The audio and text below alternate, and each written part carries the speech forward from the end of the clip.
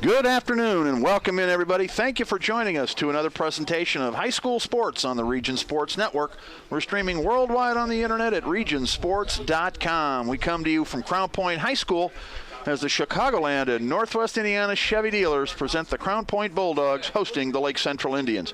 I'm Chris Ramirez. I'll have the play-by-play call for today's ballgame, and joining me with the color analysis is Nathan Laird. Good afternoon, Nathan. Good afternoon, Chris. Happy to be here. We got a great rivalry Duneland Conference matchup today. Absolutely. It's great to be out here, Nathan. This is bringing back memories for me. It's been a little while since we've done a considerable amount of baseball, even longer since I've actually been out doing it on a regular basis during the regular season. But I tell you that when we were doing it on an everyday basis, Crown Point was one of the places that we were at, and the Crown Point Lake Central game was one you didn't miss, and that hasn't changed, Nathan. I was just telling Jerry Caravano, who's sitting next to me, when it comes to Crown Point and Lake Central, when it comes to sports in the region, nothing gets better than Crown Point and Lake Central. No, and you look across the board, and not only the boys' sports, but the girls' sports as well, and they're quality teams for both schools, so whatever sport they're meeting in, it's always a premier matchup.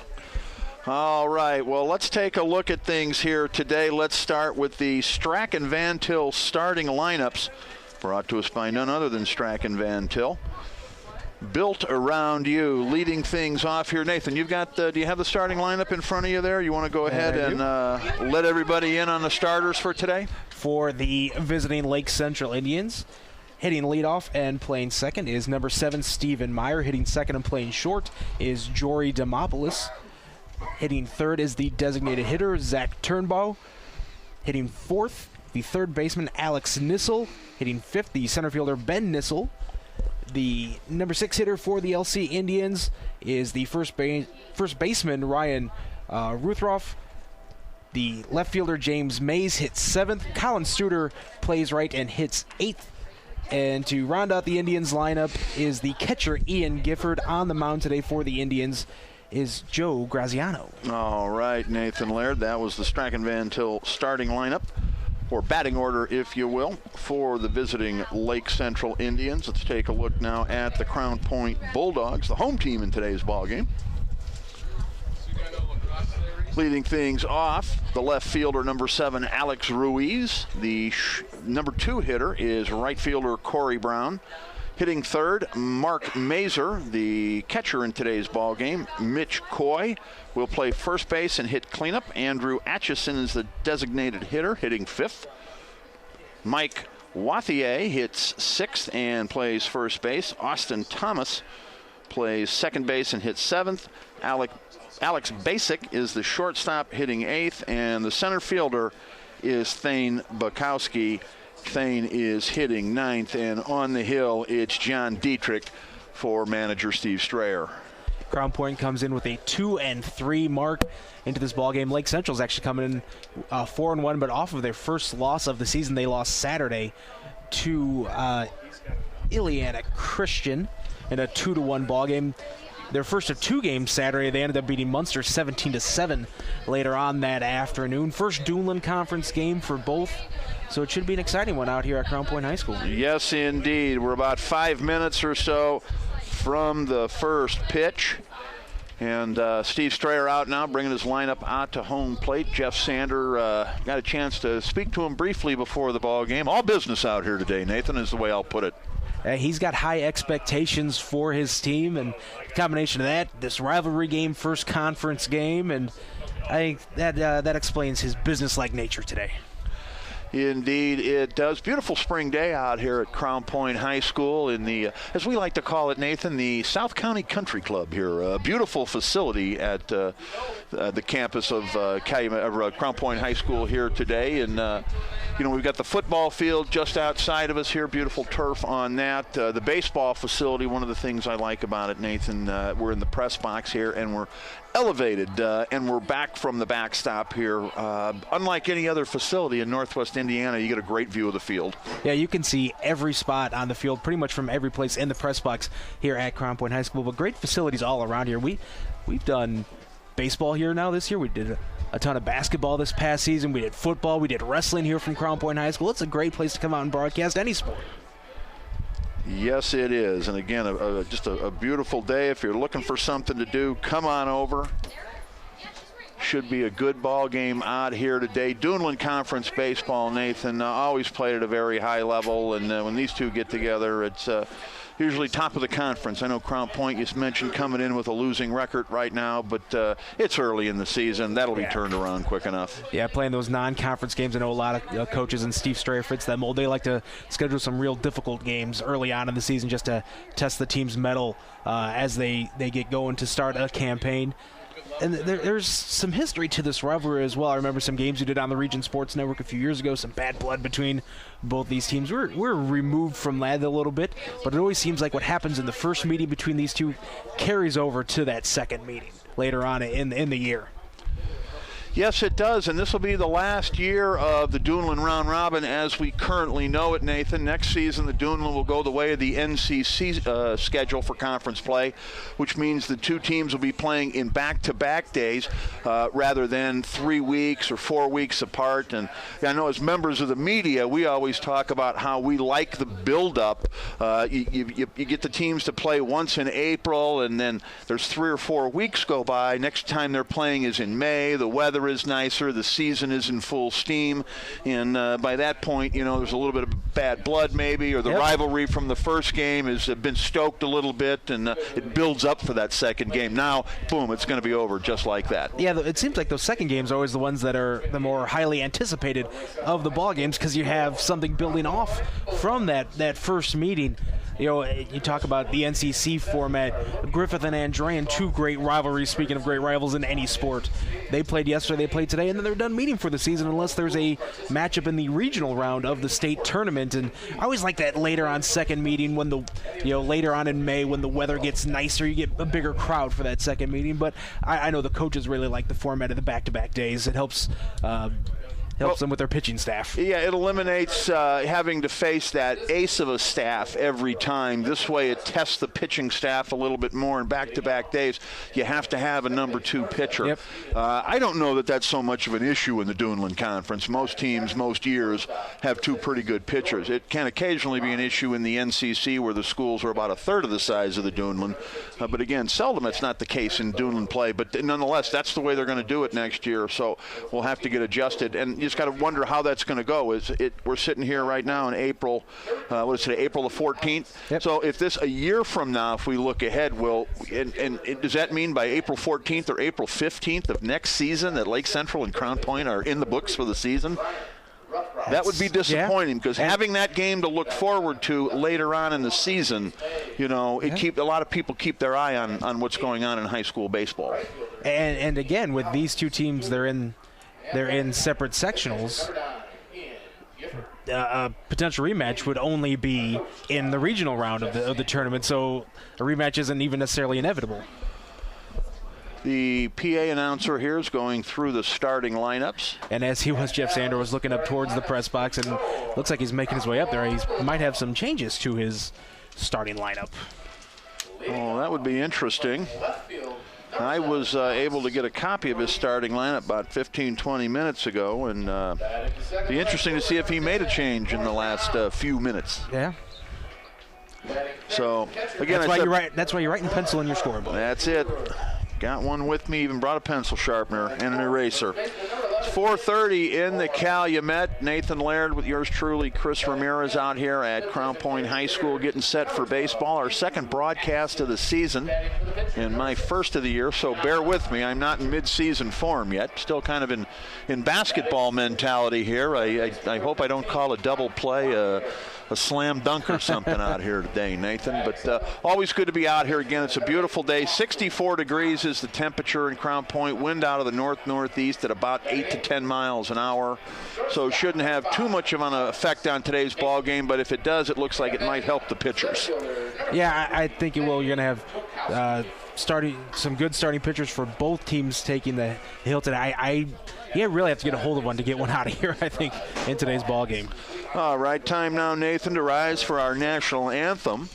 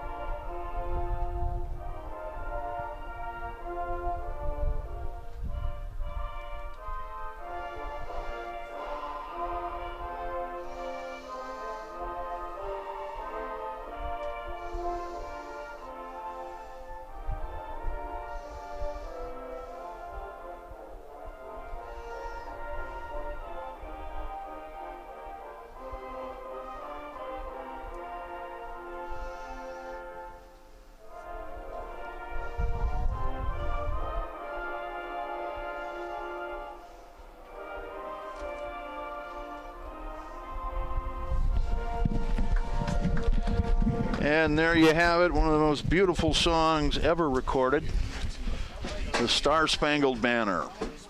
All right, I'm Chris Ramirez with Nathan Laird, and we are just about set for action out here, Nathan. Let's take a look at the Strachan Van Til defensive alignment for the home-standing Crown Point Bulldogs, playing their first conference game of the season, 2-3 on the year. Alex Ruiz, Thane Bukowski, and Corey Brown, the outfield left to right. Mike Wathier, Alex Basic, Austin Thomas, and Mitch Cooey, the infield third to first. John Dietrich and Mark Mazur are the battery today. John Dietrich 0-1, the pitcher, a left-hander. And Andrew Atchison is the designated hitter.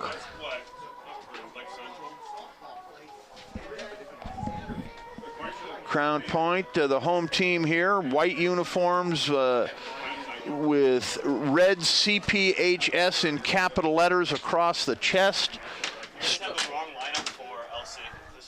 Oh, okay. Thank you. Crown Point coming in here. We may have the wrong lineup for the Lake Central Indians who are coming to bat. Funny how that happens. Of course, I don't know that it, maybe, who knows? What do I know, Jerry? Maybe most managers have 2 or 3 different lineups ready to go right before the ball. I don't know. Who am I to say? We'll go ahead and redo our book and our defensive alignment sheets. No big deal here. All right, I was telling you, Crown Point here in the home uniforms. They're white uniforms, red stripes, sort of the old Houston Astros style from back in the, when was that, early, mid-'80s? I can't even remember when they had those uniforms. But that seems to be the new style, at least for home uniforms, with some of the teams around the area. All right, Alex Ruiz, the right-handed hitter, is leading off. He's the left fielder. Oh, check that. I got the wrong. Hold on. Stephen Meyer. Wait a minute, Nathan. How far off are we here?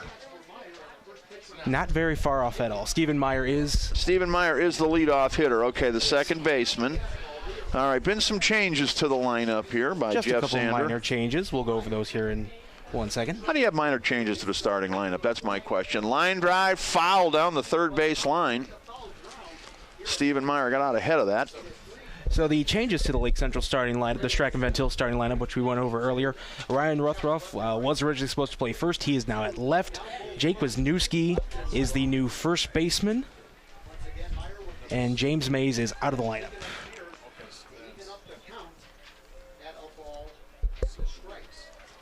1 ball, 2 strikes, says the scoreboard here. Left-hander Dietrich kicks and fires. Here's the pitch. Inside corner, strike 3 looking. Can't blame Meyer for looking at that one. That one looked like it was on the very inside corner of the plate. But as the players are feeling out the opposing pitcher, they're also going to feel out the umpire strike zone. Well, you know, that's an argument I have with my brother every time we watch the Cubs, Nathan. Strike 3 looking. Here's the pitch, check swing. Jory Demopoulos is the hitter. To me, with 2 strikes, anything close, you're hacking at. And that was, I guess the question is, what's close and what's not close? There's a pitch at the knees, outside corner for a strike. I think later on, as the game goes on, that's definitely the approach you have to take at the plate. But early in the game, you want to try to get the pitcher to throw as many pitches as possible. And if you want to take that ball, and not only can you see more, but your teammate in the on-deck circle can see more of what the pitcher throws as well. So that's not a bad approach to take early on in the game. Late in the game, yeah, you got to be hacking at that. You make a point, Nathan. Occasionally. If my brother would have said that, the argument would have ended a long time ago, but he's never brought that point up. Foul ball. Oh, check that. Well, it is going to go foul, but it's deep down the right field line. Giving chase is the right fielder. He dives and can't come up with it. A nice effort out there by Corey Brown. Had a long run. Also chasing it was the first baseman, Mitch Coy, and the second baseman, Austin Thomas. Corey Brown with a nice sliding effort. I thought he was going to hold on to that. I thought he had. It might have been in the glove momentarily. I think it was, and then when he hit the ground here at Crown Point, it popped out. 1 ball, 2 strikes. Demopoulos, a right-handed hitter, digs in. Here's the pitch.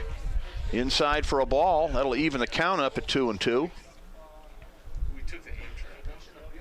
Not much wind at all. I mentioned about 10 minutes ago we had a 8 to 10 mile an hour breeze, and the flags indicated it then, but now they're barely moving at all.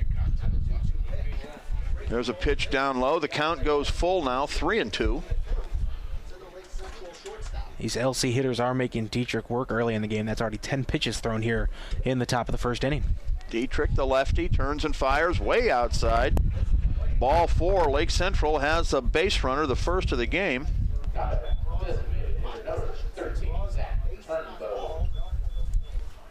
Zach Turnbow is going to hit now. He's the designated hitter. Joey Graziano is the pitcher who he's batting for. Left-handed hitter, wears number 13. Big cut, fouled off. Third base side, out of play. Catcher, third baseman, give chase, but nothing doing. Turnbow provides some speed out of that designated hitter spot in the lineup. He had a triple in the Lake Central home opener against Bishop Knoll a couple weeks ago. Runner at first. That's Demopoulos. That's a decent lead. Left-hander looking right at him. Here's the pitch, off speed.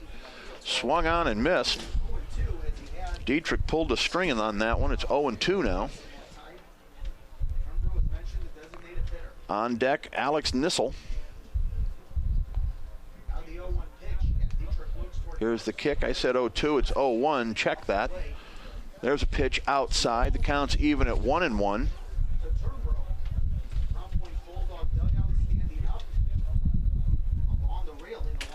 Could hear that wind picking up a little bit more. You sure can. Kicking the pitch outside.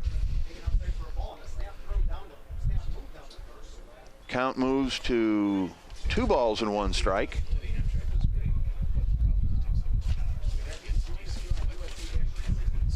Crown Point and Lake Central going at it here. The big boys in Region Baseball. Off-speed pitch. You know, give Turnbow credit on that one. He looked like he was ready to hack at it. It was off-speed pitch that tailed out of the strike zone, and he was able to hold his swing. And the umpire corrected it is a full count now. Okay, all right. I've been getting confused myself here. 3-2 inside, ball 4. Runners at first and second, back-to-back walks now by Dietrich. Lake Central, men on first and second now. 1 out, Alex Nissel, the hitter. So 4, 5, and 6 coming up with the runners on and only 1 out. An opportunity for Lake Central to draw first blood. They scored 17 runs their last time out. That was against the Munster Mustangs on Saturday afternoon. That's a team that can swing the bats, no question. There's a pitch that misses, ball 1. Fans still coming in here. This game typically draws pretty well. Dietrich looks at second. Here's the pitch. That might have hit him.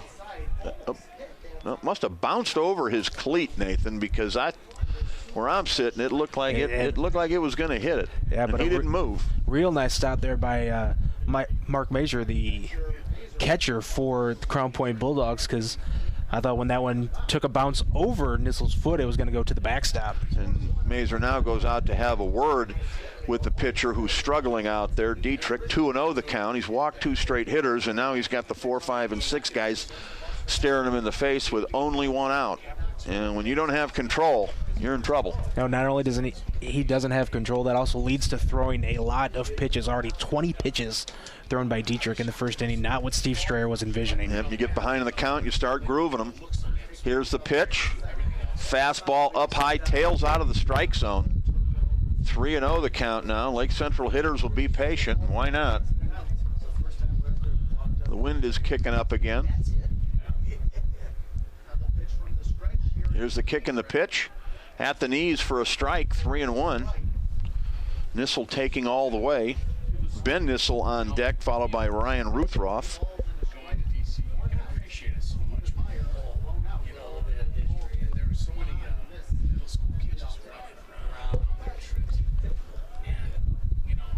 Beautiful day for baseball.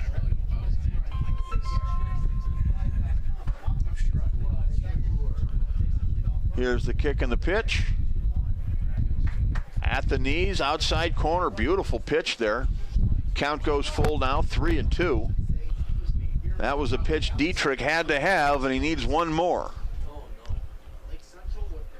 He has managed to work the count full. Here's the kick. Nope, you can turn, look at second, not throw, runner back. You can tell with that last pitch, though, that Alex Nissel is in no hurry to swing the bat. That one is right down the middle of the plate. And Dietrich's not throwing real hard.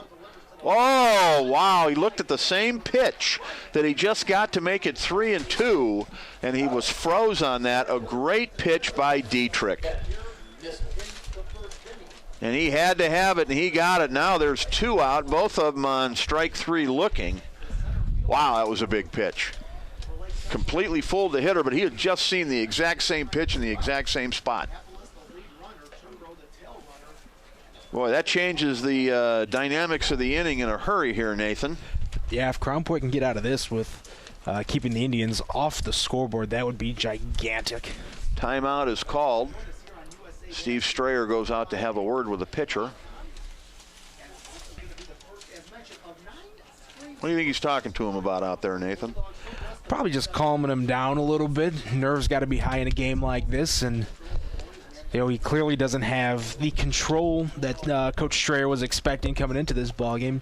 He's trying to get him to focus a little bit more on hitting his spots. Yeah, it's certainly not a discussion about strategy here. The entire infield is in their normal positions. He's just having a one-on-one with Dietrich. Oh, you tell the kid, all right, you've had some struggles this inning, but you're a pitch away from getting out of this with no damage done. All right, Ben Nissel, tall right-handed hitter, steps in. Runners at first and second, 2 out now. Dietrich from the stretch, looks at second. Here's the kick and the pitch. Swung on and missed. Again, that off-speed stuff, Nathan. He's keeping Lake Central guessing. He's been able to hit his spots with that changeup the last couple at-bats. That's been huge for him. Here we go. Dietrich has the sign, the kick and the pitch, inside in the dirt. Nice stop by the catcher. First look I've had at Dietrich, but clearly he's a pitcher who relies on spotting his pitches, getting them in the right location. Yeah, he's not going to dominate with his velocity at all. But he works all over, inside, outside, up, down. Here's the pitch, outside. He rarely throws a pitch in the same side of the plate twice in a row. 3 balls and 1 strike. Ryan Ruthroff on deck. Crown Point trying to get out of this opening inning without any damage. Here's the 3-1. Fouled out of play over near the softball field. Speaking of softball in Crown Point, Nathan, they've got a big game coming up with Portage on the 7th of May, and I believe I saw Crown Point ranked 6th in the nation in the USA Max Preps poll. It's pretty impressive. Very impressive, and Portage is a top-ranked team in the state as well, so that's looking like it's going to be one whale of a ball game. Throw over to first. We might have a balk here. Let's see. We do. Here's what happened. Dietrich originally motioned like he was going to throw to first, had his foot on the rubber, didn't throw, and then sort of recocked his arm and threw. Then he went through throwing hesitation. it. Yep. That hesitation cost him there. So that changes things a little now. A hit with 2 outs because he's going to score 2 runs maybe. 3-2 the count here, 2 out. Runners at first and second. So the runners will be at least able to get a little bit of a jump and not have to worry when the ball is hit whether or not it's going to be caught. They can head for home with a full steam. Fly ball, left field. It should be caught. Medium straight away, I guess you'd call it, left field, and it is caught for the 3rd out of the inning. So no damage done. Dietrich gets out of it. No runs, no hits, no errors. 2 men left, both on walks. At the end of 1/2 inning of play, no score between Crown Point and Lake Central here on the Region Sports Network, the only game in town. Regionsports.com. In hockey, the power play can be a game changer. It's a big opportunity to score. Well, your local Chevy dealer has an opportunity for you to score big. It's called the Big Fix Lease, and it can cut your monthly car payment big time. Your Chevy dealer has leasing experts that will show you how to get more Chevy for less money with a Big Fix lease. Be the first to score big at your Chicagoland and Northwest Indiana Chevy dealer, or go to ChevyDriveChicago.com and take your best shot. Today's coverage is presented by the State Farm Agency of Bob Reese in Crown Point. Located at 152 West Joliet Street, Bob Reese State Farm is there for your auto, fire, life, health, and business insurance needs. Bob Reese State Farm is open Monday through Friday from 9 to 5 and in the evening by appointment. Bob can be reached at 663-7337 or online at bobreese.com. That's BOBREES.com. Like a good neighbor, Bob Reese State Farm is there.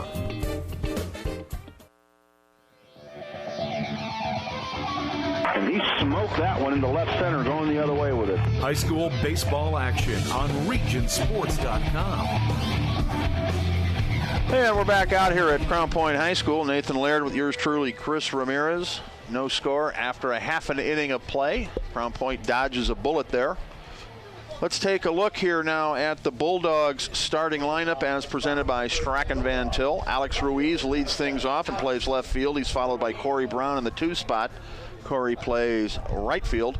Mark Mazer, the catcher, hits third. Mitch Cooey is the first baseman who will hit cleanup. Andrew Atchison, the designated hitter, hits fifth. Mike Wathier bats sixth and plays third base. Austin Thomas is the second baseman, hitting seventh. Alex Basic will play shortstop and hit eighth. And Thane Bukowski will play center field, and he's going to hit in the number 9 spot. Alex Ruiz, a left-hander, is in there. Here's the pitch from the left-hander, Joe Graziano. Strachan Van Til starting lineups presented by Strachan Van Til. Freshness is in the bag. Graziano, a tall left-hander. There's a pitch fouled off, out of play, left side. Hope those people are watching. Boom, they aren't. It almost hits them. 1 ball, 2 strikes here to the leadoff hitter, Alex Ruiz. Just a moment here, we'll give you the list of our advertisers and sponsors that are helping to bring this coverage to you. There's a line drive over the second baseman's head into right field for a leadoff hit. Ruiz smokes that one into right field. Now Corey Brown will step up to the plate. And that's our first hit of the ball game. Corey Brown, also a left-handed hitter. Lefties seem to be the thing this year. I don't know if you look, Nathan, but Griffith High School has 6 left-handers in their pitching rotation. They've even got a couple of lefties at the JV level that probably in other schools would have made it up to varsity, but based on the fact that they're left-handers who can throw. Coach Jennings has to love that. He told me last week he hasn't had that many left-handers in his entire 20 years of coaching high school baseball, total. He's got that many on the staff now at one time, and they're pretty good. They're not just left-handers, they're left-handers who can throw. Corey Brown, the right fielder, tall left-handed hitter. Runner at first, throw over to first. Ruiz back in time. Region Sports Network coverage of high school baseball on the internet at regionsports.com is underwritten by the Chicagoland and Northwest Indiana Chevy dealers, the MVPs of MPGs. Throw over to first, runner back. Other participating sponsors include the Crowell Companies, your insurance superheroes. Berry Brothers, a tradition of quality and service on the boulevard since 1946. McShane's Business Products and Solutions since 1921. We'll take a timeout here to get the play-by-play in. There's a pitch, just misses upstairs from Graziano. The count now even at 1-1. I'd like to thank the Lake County agents of Indiana Farm Bureau Insurance, as well as Strachan Van Til, where fresh is more than just a word. Christensen Chevrolet in Highland, driving the American dream, is also a sponsor. Miss Print and Munster and Hammond for custom print, design, and signs. Morris Baseball and Softball Center, providing elite instruction. Randall K. Miss Accounting, putting the numbers to work. Jack's Warehouse, great entertainment for the whole family. We'll get back to that in a second. Graziano kicks and fires, fouled back to the screen, 2-2 the count. Jack's Warehouse, great entertainment for the whole family. Randall K. Miss Accounting Group, putting the numbers to work. Casa Maria Banquet Hall in Dyer, making your special event an unforgettable experience. Triple Crown Baseball and Softball Academy, where the All-Stars train. Teachers Credit Union in St. John, and by the Town Club Restaurant, Steak and Seafood, for better than 65 years. All right, 2-2 the count here. Runner on first. Number 2 hitter up for Crown Point, Corey Brown. Runner goes, off-speed pitch, line down the left field line, and it slices foul. Runner was off with the pitch on that one. Graziano's really focused on that runner as well. He's taking a lot of time looking at him before he fires his pitch into his catcher. That can be dangerous against a lineup like Crown Point's. Yep. You got to keep your, you want to pay attention to what that runner's doing at first, but your main job is to get that guy at the plate out. Lefty versus lefty here, 2-2 the count. Fast runner at first in Ruiz. Graziano looks at him, goes home. Inside pitch fouled off the other way, out of play, third base side. Bit of an inside-out swing. Crown Point, the county hub, always a good time. Love coming here to do sports. Doesn't matter what it is. Throw over to first, runner back. Got a chance to come out here and do wrestling for the first time at the Crown Point sectional. Thanks to our good friend Bob Reese, who was the underwriter of that, the Bob Reese State Farm Agency here in Crown Point. Some of you might recognize the name. Bob, a former wrestling coach. The runner goes. There's a pitch. Throw down to second. Not in time. Ruiz steals second on that one. Now runner in scoring position. And nobody out. Corey Brown with a long at bat here, Nathan. You see a similar approach by both teams here in the first inning is really make the pitchers work the counts, make the pitcher throw a lot of pitches, and Lake Central not able to take advantage of the scoring opportunity they had in the top of the first, but Crown Point has a golden chance of their own. They do. Ruiz has his lead at second. Graziano has the sign. Here's the pitch. Off speed, swung on. Shortstop has it. A step out onto the grass, reaches up and makes the catch for the first out of the inning. Score that, a pop-up to the shortstop, and Mark Mazer, the catcher, now will step in.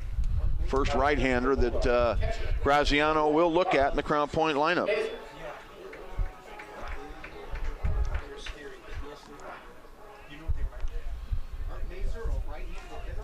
Crown Point, coached by Steve Strayer, Matt McCaleb, Steve Gill, Jose Andrade, and Matt Zabrigan, our assistants. I recognize two of those names as former players. There's a pitch outside.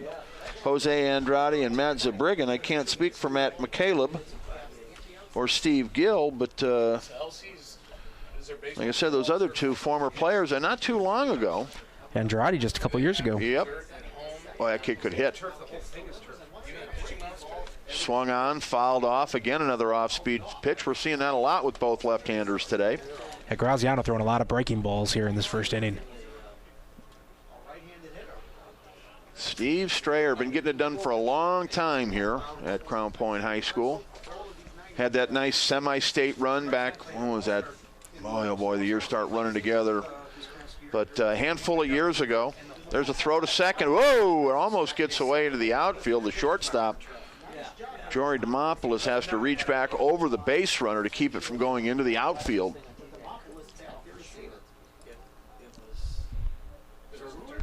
Crown Point, for whatever reason, has not been able to bust through and get all the way to state. But like I said, they have had some semi-state qualifiers and some darn good teams. Pitch outside and a little bit high. 1-2 the count now.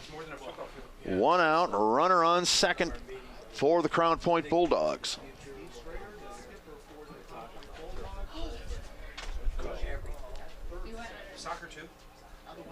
Off-speed pitch, swung on, foul back. Just barely got a piece of that.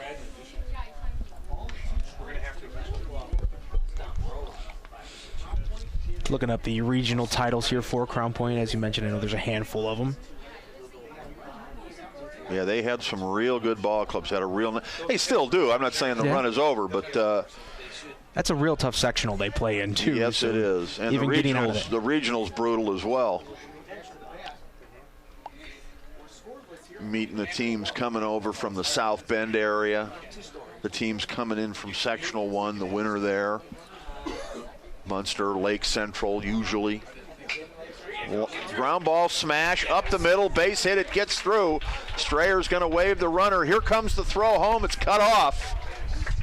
And Crown Point takes a 1-0 lead. An RBI single by Mazur brings home Alex Ruiz with the first run of the game. And I'll tell you, Nathan, the second baseman on that one, Stephen Meyer, for LC, made a brief move the other direction right before that ball got hit, and he could not turn in reverse direction quick enough and missed that ball just barely. Yeah, because that ball was not hit overwhelmingly hard right up the middle, but as you mentioned, that one false step really cost him. First baseman, number 11, Mitch Coy. Mitch Coy, the hitter, now first baseman. Wears number 11 for the Bulldogs, right-handed hitter.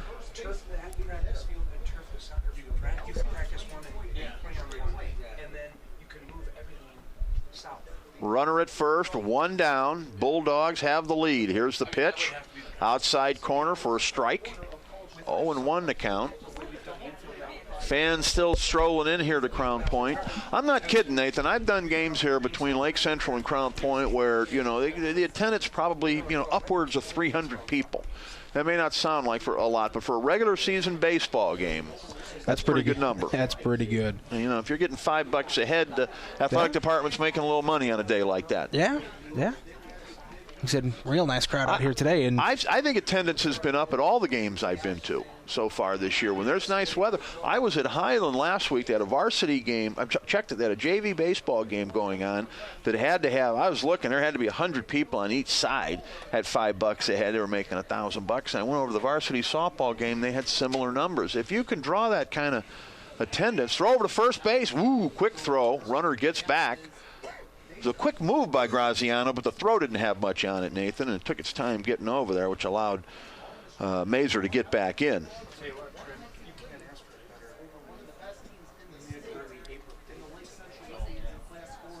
Here's the pitch. Outside and high. Now 2-1 the count. One of the few fastballs we've seen Graziano throw in today's ball game. Like Dietrich, his Crown Point counterpart, he's throwing a lot of breaking balls, a lot of off-speed stuff. Graziano looks at the runner. He's going over there. They've got him picked. The first baseman has it. Throws to second. The slide. He's out of there. I think the steal might have been on there either way. I don't know. Otherwise, the runner at first just fell asleep. Steve Strayer didn't have much to say to him as the runner goes by him. So I don't think Coach Strayer was all too happy with that. That's not too often you call the steal for your number 3 hitter who's also your catcher. No, it isn't. Not usually the fastest guy in your lineup. No, with in that situation, no need to send the runner. I think he just got caught napping over there. Especially when you got a pitcher who's struggling a little bit now. So score that 1-3-6 on the putout. Pitcher to first to short. Is that the way you had it, Nathan? Short, make that tag? Yep. 2 out now, nobody on. Pitch inside. 2-2 the count. Hey, can I make a request? Talking about earlier Crown Point's regional titles, they've won 9 regional championships in program history. We'll give you the years after this next pitch. Kicking the pitch from Graziano, inside ball 4. Wow, how that changes the inning. Could have runners at first and second. Your number 5 hitter up and only 1 out. Instead, you got your number 5 hitter up with 1 on and 2 out. Those years for Crown Point with regional titles: 1974, 1980, 1990, 92, 2005, 2007, 2008, 2009, and 2011. Yeah, that's that run I was thinking of was right in there between 05 and 10 there. Quite a run, and then even in 11 they made it to semi-state. There's a pitch, gets away from the catcher. He can't find it. It's over near the on-deck circle to the right. Runner moves up to second base. That's Coy. So now a single can score a run. Of course, 90-92, you're talking, I don't know exactly when Chip Pettit graduated, but that was his era right around that time. And Chip was 92? 92 he graduated, so he was on both of those teams. And, of course, Mr. Baseball during that time. I believe the first in Indiana, is that right? Isn't that, I think that's when they started the Mr. Baseball. Guys, you know anything about that one? I know it was Mr. Baseball. I don't know if he was first. Oh, we'll look that up. It must have been his senior year he was Mr. Baseball. Just sort of Mr. Crown Point everything. Quarterback of the football team back in the day. Brad Smith was the coach. They had some pretty good teams then. 2 balls, 1 strike. 2 out, runner on second base. Andrew Atchison, the designated hitter at the plate. Of course, Chip Pettit now the principal here at Crown Point High School.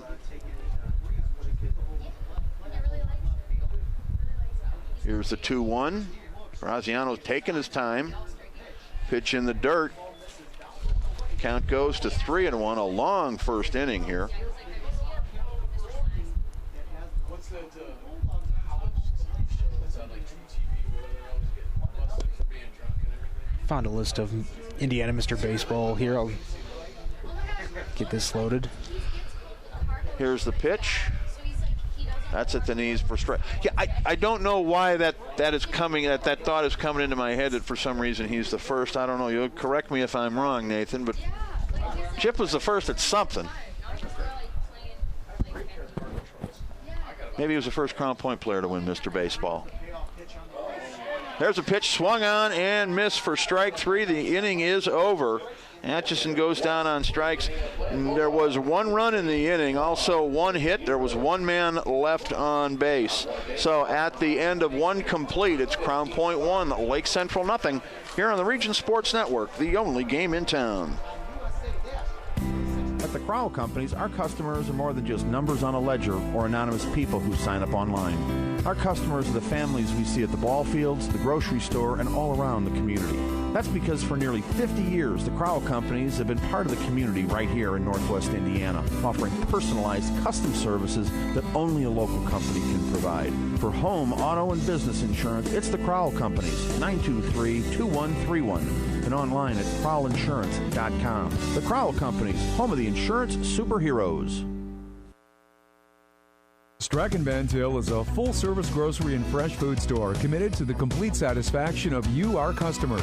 We provide you with a friendly shopping experience in a clean, safe environment. Strachan Van Til remains dedicated to the communities we serve by supporting organizations and events that enhance the quality of life, like Region High School Sports on WRTW 90.5 FM The Key. To learn more about Strachan Van Til, we are on the web at strachanvantil.com. Quality service and selection. It's a Strachan Van Til thing. That ball is gone. High school baseball action on regionsports.com. Welcome back in, everybody, to the Region Sports Network broadcast. Here is presented by the Chicagoland and Northwest Indiana Chevy dealers. ChevyDriveChicago.com is the website. Nathan Lair, George Truly, Chris Ramirez out here. 1-0, Crown Point leads it. As we move to the bottom of the second inning, Ryan Ruthroff is the hitter. Left fielder for Jeff Sander today. Pitch swung on and missed. 1-1 is the count. We've got a couple other nuggets, Nathan, about 1992. There's a pitch. Ooh, looked low and away, but no, the umpire behind the plate says it caught the outside corner at the knees. So 1-2 the count here. Dietrich working much quicker this inning. Off-speed pitch, swung on, foul back over our heads. 1992. Nathan, you're going to let us know if that was the first year of Mr. Baseball or not, but I can't tell you. 1992, Chip Pettit was the Times Athlete of the Year. That directly from Jerry Caravana. Ground ball, third base side foul. And it was also the last season for the Crown Point Bulldogs in the old Lake Suburban Conference. A legendary conference from back in the day. And Chris, you were correct. 1992, Chip Pettit, Indiana Mr. Baseball, the first award winner. Ding, ding, ding. Thank you very much. There's a pitch that misses. The count is now even 2-2. Yeah, I don't know why that was sticking in my head for some reason. I must have looked that up before. Probably did it as a trivia question, I'm thinking, at some point. You got to in the love past. Baseball Reference that has the Indiana Mr. Baseball winners listed on its website. Some other notable winners of that award include the very next year, Scott Rowland, who had a very long major league career. How about that? Matt Mauck, who actually was more known for his college football prowess, the quarterback at LSU, not too long ago, actually. Quarterback at LSU from the state of Indiana? Yeah, he is from Jasper, Indiana. How about that? He's the 1997 winner. He played minor league baseball, then went back to college to play football. Brian Bullington was the #1 pick in the Major League Baseball draft out of Ball State University. He was the award winner. Adam Lind, who I believe is still in the major leagues. Ball State had the #1 pick in a major league draft? Yes. He did not fare well in the majors, but he was the #1 pick. Pitch down low. It's a strike. Looks like the hitter Mays may have offered it that in a bunt. A bunt attempt, I should say. This is Mays, the hitter. This is one of the lineup changes that had. That's Jake Wisniewski, the new first baseman. Jake Wisniewski. There's a bunt out in front of the plate. Pitcher has it, throws to first. The sacrifice will work. Okay, a sac bunt there. Score that 1-3 on the putout. Or check that 1-4. Was that the second baseman covering, Nathan? Did you catch that? I believe it was. That'll bring up Colin Studer. Maybe there was a reason for that change. Maybe Jeff Sander wanted Jake Wisniewski to be able to lay a bunt down in that exact situation. And that was a well-executed sacrifice bunt. And he clearly went up there 2 attempts at bunting. He got his job done. Runner at second, but boy, if you're thinking that, you're probably thinking it's going to be a low-scoring game if that's the way you're playing it. Kicking the pitch. Ooh, pulled a string on that one. Studer out in front of it. Swung over the top, and it's quickly 0-2. For those of you guys that follow region football, Colin Studer is probably a name that's familiar to you. Played some quarterback for Brett St. Germain in the fall, and will do so again next fall at the new stadium. Pitch in the dirt, swung on and missed. Throw down to first by the catcher in time. Not a good at bat there for Studer. It's a 2-3 put out on the drop third, and Ian Gifford now will step in.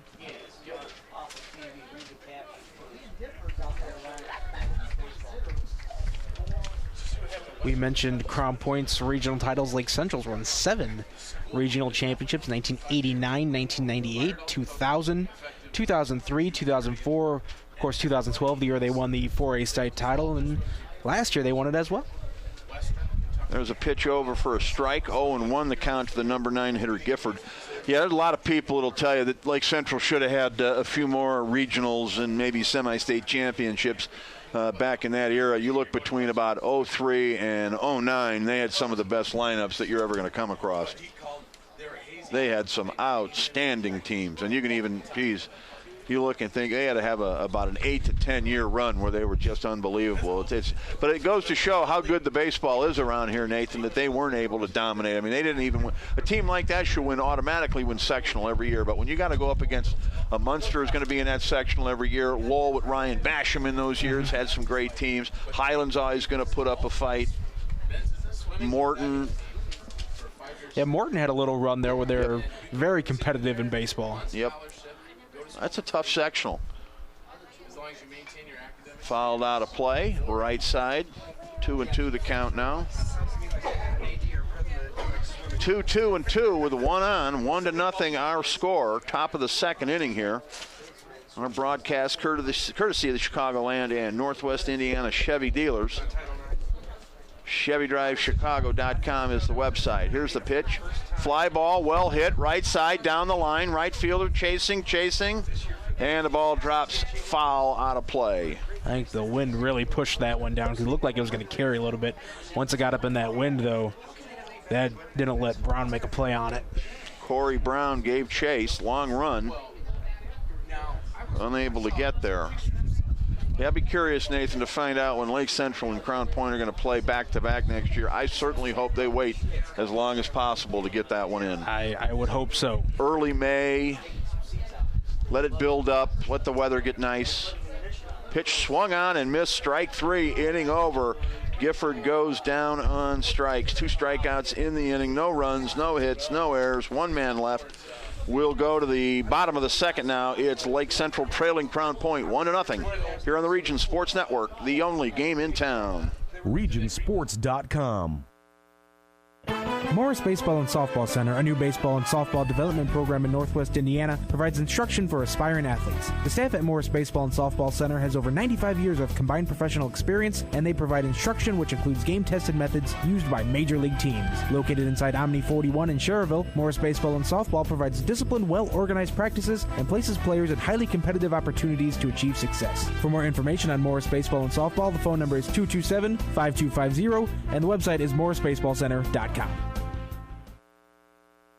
Hey, it's Tara for Christensen Chevy. Christensen Chevrolet is a local family-owned and operated Chevrolet dealership celebrating over 60 years in the community, serving all of Northwest Indiana and Chicagoland. If you stop in, you can see why families and businesses have put their trust in us for generations. At Christensen, we have an enormous inventory of new Chevys with all of your favorite models in stock, ready for immediate delivery, because that's the Christensen way. We're Christensen Chevrolet, proud sponsor of our great local high school athletic programs on Indy Boulevard in Highland, or visit ChristiansenChevy.com.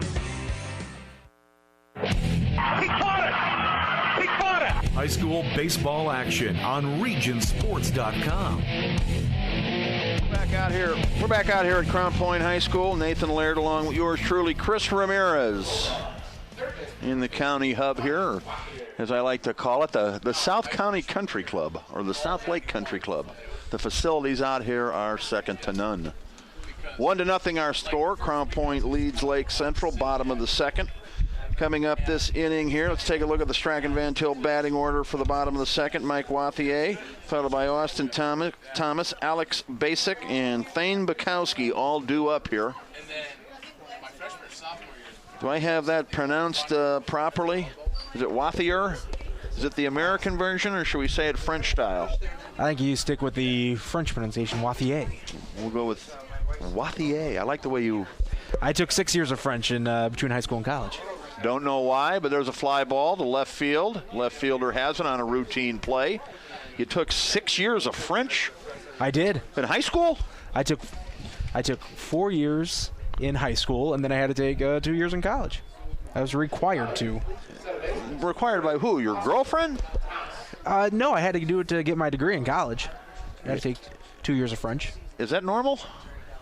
For standard. What kind of degree? That was part of the general education requirement of my degree. Is that right? Yes. French. You had to take French. Well, I didn't. I had to take a foreign language. It was either 3 years of another foreign language or 2 of French, since I already had taken it in high school. So you took the easy way out then. That's right, I did.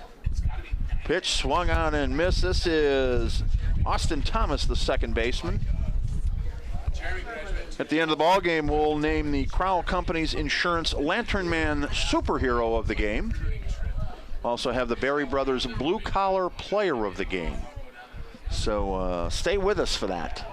There's a pitch, strike 3 looking. Austin Thomas completely fooled on that. Graziano making quick work of these Crown Point Bulldogs here in the bottom of the second. Yeah, complete opposite of the first inning that seemed to last forever. And really, Dietrich was the exact opposite in his half of the second inning as well. Alex Basic, the shortstop. Well, you mentioned nerves in the first inning. I can certainly see that being the case. There's a pitch foul back to the screen. I mean, when you know you're pitching against Lake Central, or when you know you're pitching against Crown Point later in the day, it's going to be tough just to get through school, wouldn't you think, Nathan? Yeah, you got to be focused on what your job is later on in that afternoon. Kind of hard to worry about biology at that point, isn't it, Nathan? It is. Basketball, he does like tennis, men's basketball. This isn't just a regular game for either one of these teams. This is a big one, especially this being big on a lot of levels. And this being the DAC opener for both really adds to it. Yep. 2 rivals, 2 teams that could certainly meet up later in the season, in the tournament. Ground ball, Graziano has it, throws back to the first baseman. 1-2-3, nothing across. We will go now to the third inning.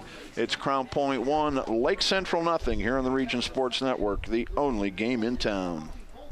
Rick Shane's Total Graphic Solutions puts your company name and logo on just about anything. We offer a full line of custom marketing products and services like custom imprinted mugs, pens, and magnets, quality employee apparel, with custom imprinting and embroidery, executive gifts, customer appreciation and gifts, and so much more. McShane staff can help you select the right items to help you achieve excellent results. McShane's 1-800-837-1400 or online at mcshanes.com.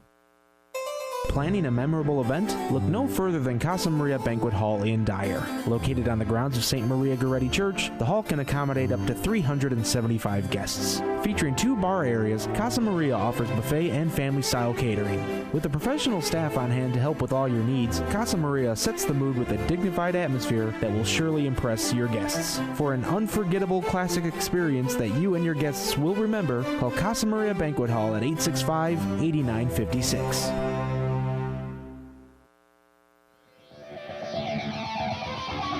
And he smoked that one into left center, going the other way with it. High school baseball action on regionsports.com. And welcome back. Welcome back in, everybody, to the Chicagoland and Northwest Indiana Chevy Dealers presentation of high school baseball here on the Region Sports Network. You know, this is the only game in town. Tonight on the internet at regionsports.com, regionsportsradio.com as well. Coming up later this season here, well, as soon as next week, actually, we'll have games for you on the Key, 90.5 FM, WRTW. We'll have Griffith and Highland next Monday night, a night game, Nathan. So we'll be able to do that live. It's going to be a fun one out there at Griffith High School. There's the pitch to start the top of the third to Stephen Meyer. Misses for ball one. Check that. That hit the corner. Strike one. We'll actually have 4 games coming up from Griffith High School, all night games over there. Now, there's a school that put in lights and are actually putting them to use, Nathan, unlike a few others that we're familiar with. Yeah, they put those in. Last year was the first year for the lights, and they like their night games. Fouled out of play, right side, back near the softball field. Yeah, Crown Point has lights. They do a couple of games a year. Munster a couple. But not many others, really. Whiting has lights. But really not too many, Nathan, that I can think of that have lights. I know a lot of the locations, it depends on how near the residential neighborhood is, whether or not they even can put lights for some of these schools. Here at Crown Point, that is not an issue. Pitch swung on, strike 3 in the dirt. Catcher has it, throws over to first in time. Meyer is out on a drop third strike. Score that 2-3 on the put out. Second strikeout for Stephen Meyer. And for John Dietrich, that is the first, second, third, fourth, and fifth strikeout from the hill. Jory Demopoulos, the shortstop, up now. He took a walk in the first inning. Fly ball, first pitch, center field, right center. Center fielder goes over, Ben Nissel, and makes the catch with no problem. So another quick inning going on here. Check that. That's Thane Bukowski out there in center, Nathan. Thane Bukowski happened to be friends with his uncle, former two-sport star at Gavitt High School. Maybe he might even have done 3, but I remember he was a football player and a basketball player over there. And Thane also plays for Clint Swan here. He's a starter on the Bulldog basketball team as well.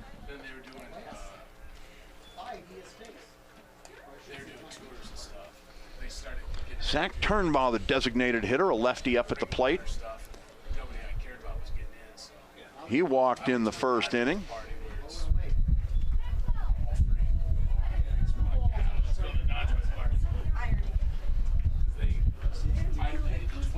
Decent crowd on hand. People lined up down the third base line, the other side of the dugout. Line drive. Second baseman dives for it, has it, drops it. It's going to be a base hit. Not sure how that ball didn't end up in the glove of the second baseman, Austin Thomas, but it didn't. Let's see how they're scoring that down here. I'd give him the hit. That was a tough play there by Austin Thomas. It was a well-hit ball, but it hit him in the glove, so you go either way. Let me know what you guys decide, and we'll put it in that way. Nathan, you giving him the hit? I'd give him the hit. My gut says it's an error. I think the second baseman feels like he should have made that play. Second base, I'm thinking it was an error. All right, majority rules. E4. The ball disappeared into his glove, Frank, before hitting the ground. But I think you could go either way on that. Although I don't think the pitcher should be charged with an earned run if that guy scores. Because the pitcher should be in a dugout right now. Ground ball, first base side foul. Alex Nissel, the hitter. We're debating what that last call should be here in the press box here. Some guys see it as an error. Some guys see it as a hit. It's officially an error, which keeps the 0 in the hit column there for John Dietrich and the LC Indians. All right. Oh, scored an E4. There's a pitch. Little knuckle ball over to the second baseman. He's got to throw quick. Does he get it there in time? He does. Austin Thomas, quick throw on that one over to first, score it 2-3, or check that score, that 4-3 in the book. The inning is over. No runs, no hits, one error, and one man left on base. At the end of 2.5, the score remains Crown Point 1, Lake Central nothing here on the Region Sports Network, the only game in town.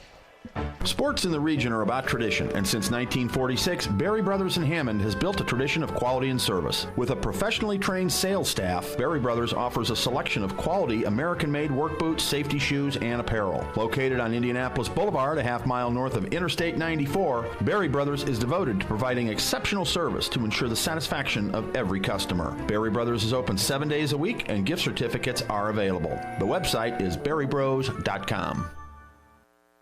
Jack's Warehouse, Northwest Indiana's newest indoor family fun center, is proud to sponsor sports on the Region Sports Network. Jack's Warehouse has fun activities for all ages, including go-karts, bumper cars, sky trail, laser tag, and an arcade. Jack's even has glow-in-the-dark mini golf. Located next to Omni on Route 41 in Schererville, Jack's has 6 party rooms available for events and parties. For more information, the website is jakswarehouse.com, and the phone number is 322-JAKS. That ball is gone. High school baseball action on regionsports.com. Welcome back here to Crown Point High School. Nathan Laird and Chris Ramirez with you here on the Region Sports Network. Our game today, as all our games, presented by the Chicagoland and Northwest Indiana Chevy dealers, the MVPs of MPGs, and that they are indeed. I've been a fan of the Chevrolet, Nathan, since I was a little kid. All right, here we go. Bottom of the third, 1-0 our score. Let's take a look at the Strachan Van Til batting order here. Thane Bukowski, the center fielder, will lead things off. Bukowski wears number 23, shows bunt.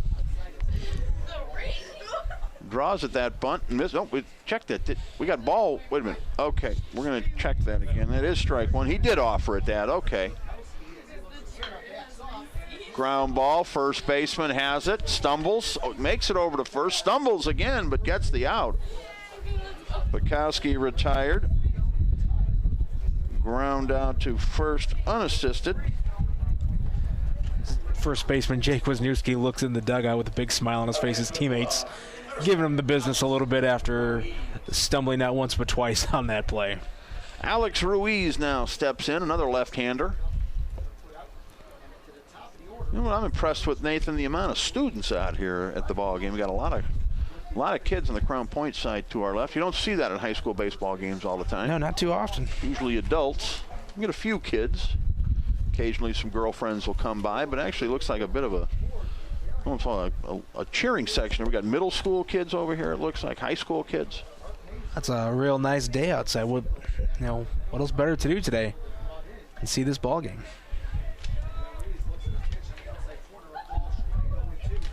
Gave him the outside corner on that one for strike 2. No balls, 2 strikes. Graziano has the sign. Here's the pitch from the lefty. Down low. Moves the count to 1 ball, 2 strikes.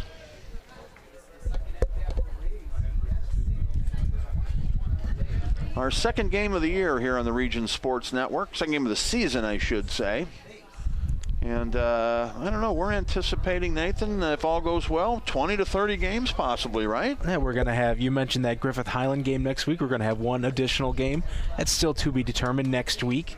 That'll be available on regionsportsradio.com.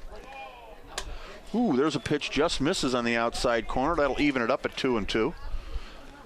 Yeah, don't really have a hard and fast schedule set up and ready, but we'll play it by ear for the most part. Certain games I think are a gimme, and then others with the opportunity exists, and we've got the manpower. We'll go out and do it. Then, of course, there's tournament games that we'll have a lot of. Also looking at doing maybe a few girls softball games, including that one I told you about here on May 7th. I may be out for that one.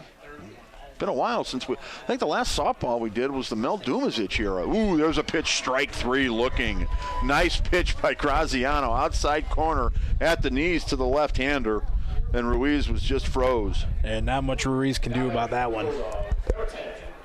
Yeah, we actually did some softball last year that you can listen to the on-demand replay on regionsports.com with these Crown Point Bulldogs playing in the That's right, we did do that, semi-state. That's right, we did.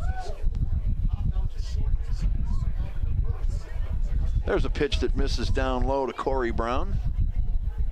1 ball, no strikes, 2 out. Game starting to clip along a little faster now after that long first inning. And both pitchers really are in a rhythm here. Ground ball smash back to the pitcher. Throws over to first in time. 1-2-3, an easy inning for Graziano. We're going to go to the 4th. The score remains Crown Point 1, Lake Central nothing here on the Region Sports Network, the only game in town. In hockey, the power play can be a game changer. It's a big opportunity to score. Well, your local Chevy dealer has an opportunity for you to score big. It's called the Big Fix Lease, and it can cut your monthly car payment big time. Your Chevy dealer has leasing experts that will show you how to get more Chevy for less money with the Big Fix Lease. Be the first to score big at your Chicagoland and Northwest Indiana Chevy dealer, or go to ChevyDriveChicago.com and take your best shot. Tonight's game is being underwritten by your Indiana Farm Bureau insurance agents in Lake County. Different drivers require different kinds of car insurance. Coverage from house to house isn't always the same, and life policies vary too. Indiana Farm Bureau Insurance of Lake County is proud to, in part, underwrite high school sports on 90.5 FM WRTW The Key. Indiana Farm Bureau Insurance of Lake County.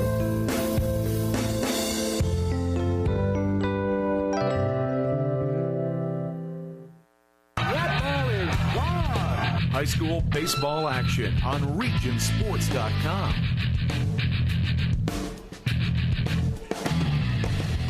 Welcome back to the Chicagoland and Northwest Indiana Chevy Dealer presentation of high school baseball here on the Region Sports Network.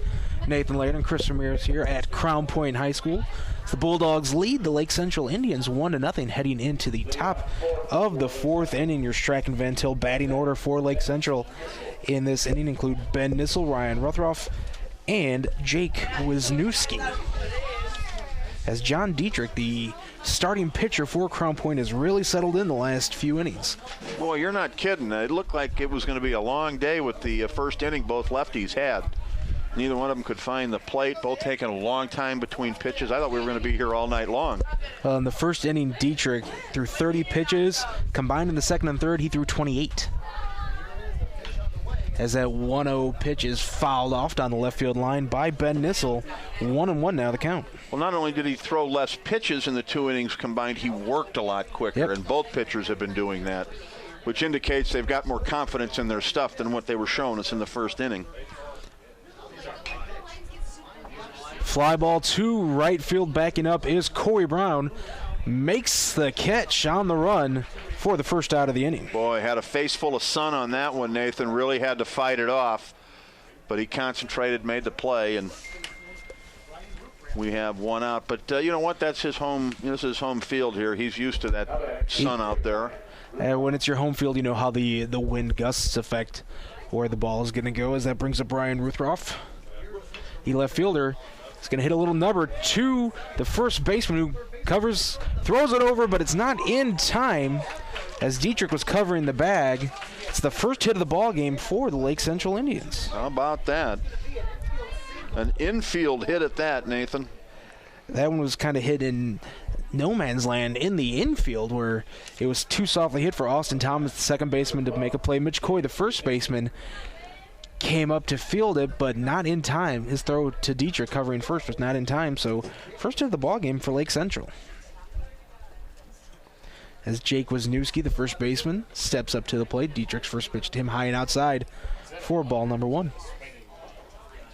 No runs, 1 hit, no errors for the Indians. 1 run, 2 hits, 1 error for the Crown Point Bulldogs here in the top of the 4th. Here's the 1-0 pitch to Wisniewski. Breaking ball over for a strike.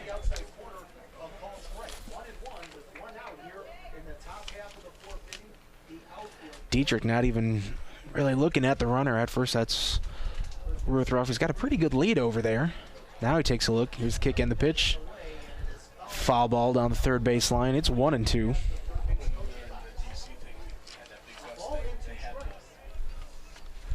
On deck for the Indians, Colin Studer, if they can avoid the double play here.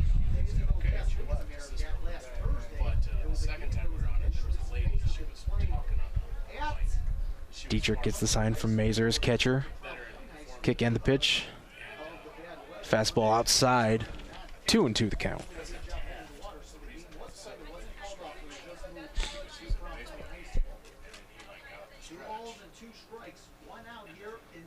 Now Dietrich working quicker. 2-2 pitch, swing and a miss as Wisniewski goes down on strikes. Chased one low and away. Helped out the pitcher on that one. And that'll bring up Colin Studer. Struck out his last time up. 5 strikeouts for Dietrich in the ball game. First pitch, Studer breaking ball, misses inside.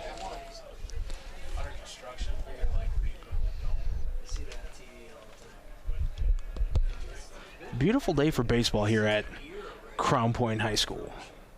One of my favorite places to come and broadcast a game from.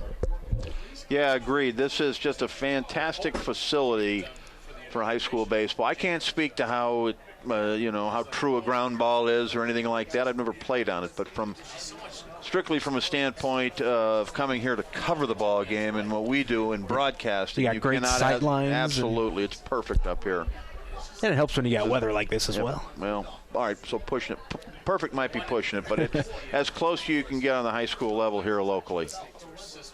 Looked like Ruthroff, the runner at first, was going to take off, but he caught himself, head back, went back to first, and it's now 2-1 to Colin Studer. Ian Gifford on deck for the Indians. I believe Crown Point will be hosting the sectional here. Yes, they will. Sectional number 2. That 2-1 breaking ball misses outside. It's 3-1. Sectional number 2. All DAC. It's the DAC minus Lake Central, and you substitute Hobart. Yep. In there. Hobart won the sectional last year. Ruthroff takes off for second. Mazer's throw is not in time. Stolen base for Ryan Ruthroff. Runner in scoring position now.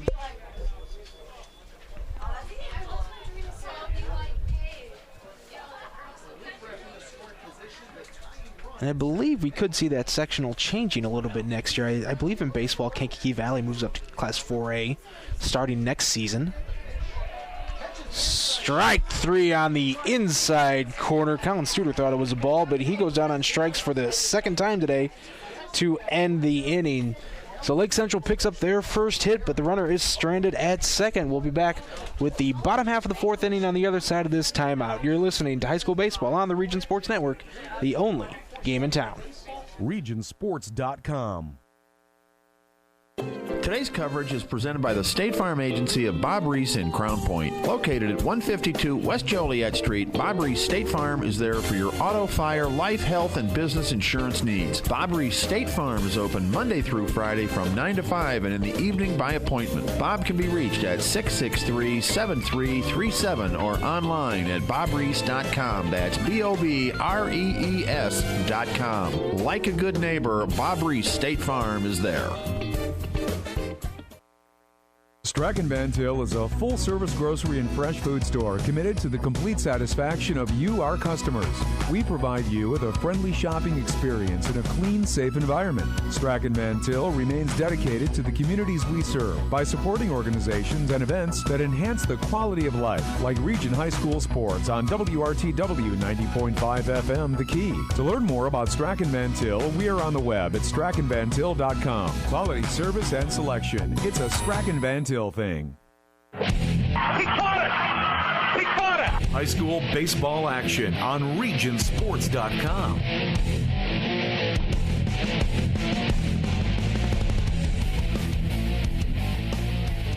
We are in the bottom of the fourth here in the Chicagoland and Northwest Indiana Chevy Dealers presentation of high school baseball online at regionsportsradio.com. Nathan Laird and Chris Ramirez here at Crown Point High School. The Bulldogs leading the Lake Central Indians 1-0 here in the bottom half of the fourth. The Strachan Van Til scheduled hitters for the homestanding Crown Point Bulldogs are Mark Mazer, who's a line drive past the shortstop for a base hit. Jory Demopoulos looked like he got a late jump on that. He might not have seen it coming off the bat as quickly as he otherwise could have, because I thought he was going to make a play on it. But he seemed to be froze for just a fraction of a second. That's all it took for that ball to get past his glove. So Mark Mazer very aggressive here in the bottom of the fourth to pick up his second hit of the ball game. Had an RBI single back in the first. That'll bring up Mitch Coy, Andrew Atchison on deck for the Bulldogs as they look to get to LC pitcher Joey Graziano. Working on some insurance runs here. Oh, wow, what a move there. As Coy hits one to right, that's going to fall in front of the right fielder, Colin Studer. Close play at second, Nathan, with the runner getting in there. But I'll tell you what happened. The runner at first dove back in.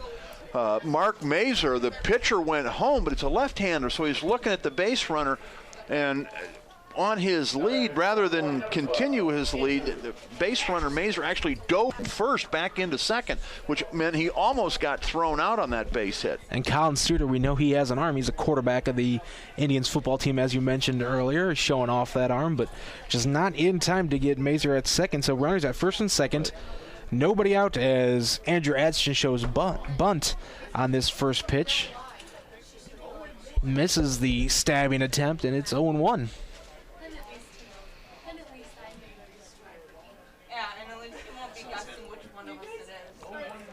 First and third baseman both in at the corners. Fake back to second, but nobody covering. Critical at bat here, Nathan.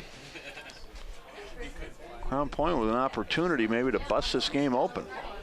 Atchison showing bunt once again, but that pitch misses outside. 1-1 now the count. A designated hitter, and he's got him bunting. Atchison swung out his last time up. Nobody out here. Runners on first and second for the Bulldogs. Look to add to that 1-0 lead as this bunt attempt is fouled off to the LC dugout. It's 1-2. Graziano not really giving him much to bunt. He's keeping the ball away from him and trying to keep it up high so he can't really do much with it.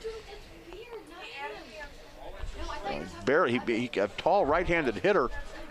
Atchison can barely reach it to bunt it. Steve Strayer recognizes this is going to be a low-scoring ball game, but your first two hitters in this inning came up swinging at the first pitch. It's surprised they slowed that momentum down and letting Graziano settle in here a little bit as Atchison swings away now, fouls that one down the right field line. Over the fence, out of play. Essentially taking the bat out of his hands now. He's in a two-strike situation here before he really got an opportunity to swing.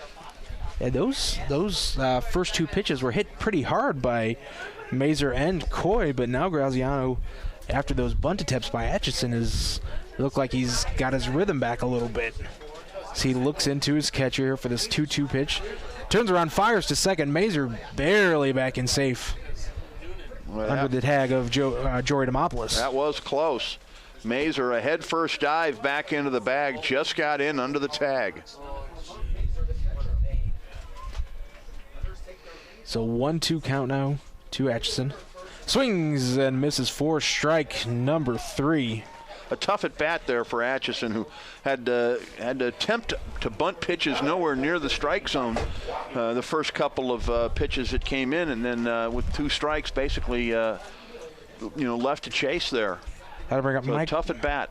That'll bring up Mike Wathier, the third baseman. We had a discussion about his pronunciation earlier. Heard the PA guy say Wathier, and he hits a line drive to center. That's going to fall in for a base hit. Steve Strayer going to hold Mazur at third. So bases loaded for the Bulldogs with just 1 out. Swinging at the first pitch again, Nathan. All 3 hits by the Bulldogs have come on the first pitch from Graziano in this inning. Wathier rifled that one, a line drive into center. Strayer was holding the runner the whole time coming around third with only 1 out, no need to send him. Yeah, the center fielder for the Indians, that is Ben Nissel, had a head full of steam coming in, charging that ball. It would have been tough for Mazur to score on that one, so a wise decision there by Steve Strayer to hold the runner. As Austin Thomas swinging at the first pitch, he hits a base hit. That's going to fall in front of Nissel. Another run's going to score for the Bulldogs. Another first pitch hit. And that one almost in the exact same spot, almost a repeat of the pitch before. So an RBI single by Austin Thomas, and as you mentioned, Chris, that's the exact same play. Mazur comes around to score. Coy is now at third. Wathier's the runner at second. And Austin Thomas is at first. So bases loaded here. Bases loaded for Alex Basic, the shortstop. 1 run already in. The Bulldogs now can bust this thing open, just like that. Don't see any action in the Lake Central bullpen just yet. See if Basic continues that first pitch swinging. He does not on that breaking ball. That's over for a strike. Nice pitch there. That was like a lollipop breaking ball. It was never in the strike zone until the very last second. There wasn't much Basic could have done with that if he would have swung with it. Good pitch there by Graziano. Here's the 0-1 pitch. That one's high and outside for ball number 1. And bases loaded with Crown Point Bulldogs. They have 2 runs on 6 hits, 1 error, no runs on just 1 hit, no errors for the Lake Central Indians here in the bottom of the 4th. Chicagoland and Northwest Indiana Chevy Dealers presentation. Here's Graziano's pitch, fouled back by Basic over the bleachers.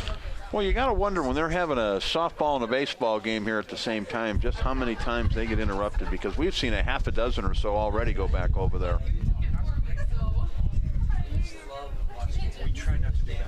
Oh.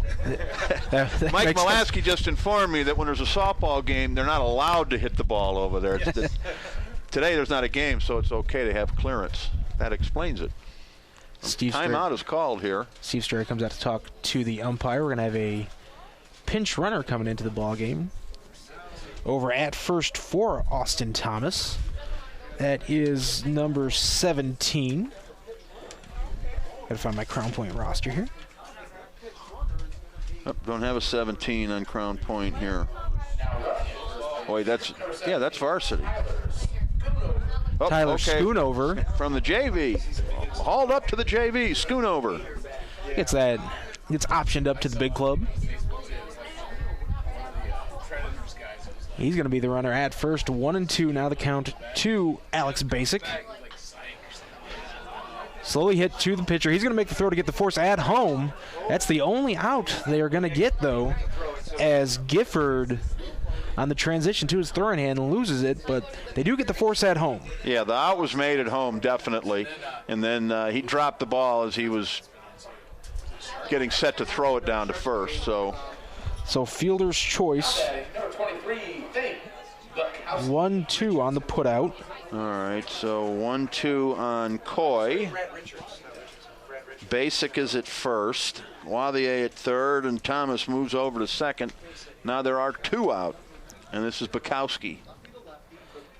Breaking ball by Graziano to Bukowski over for strike number 1. Boy, if Lake Central can get out of this with only giving up the 1 run, Graziano would have to feel a little lucky here. As Crown Point had bases loaded, 1 out. And now base loaded with 2 outs, and the number 9 hitter at the plate. They had runners at first and second with nobody out, and their designated hitter at the plate. Typically, you don't have a designated.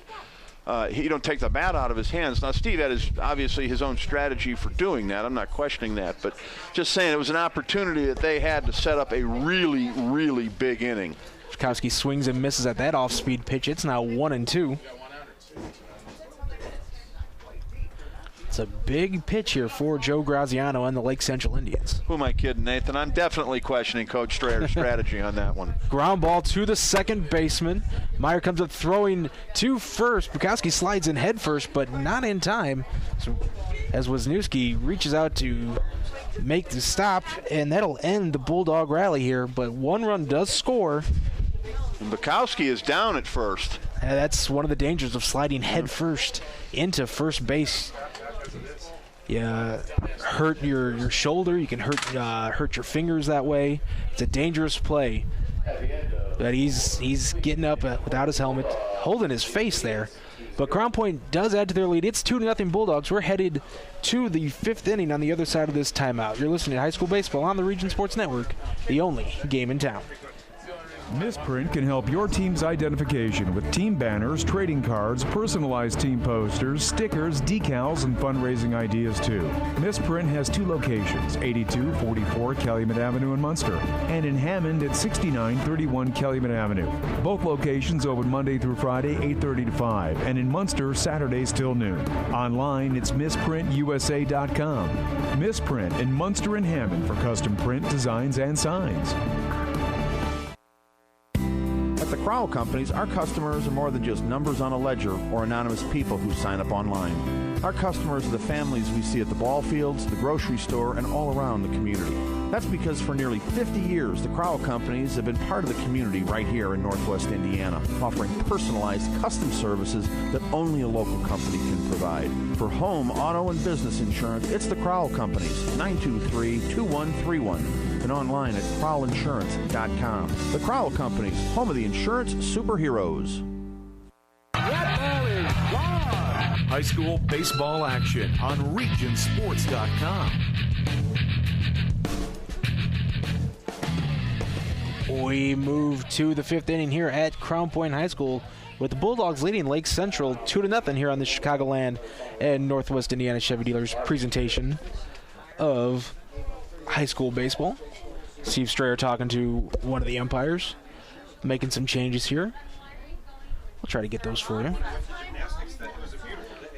We do have a new pitcher in the ball game. That is number 21.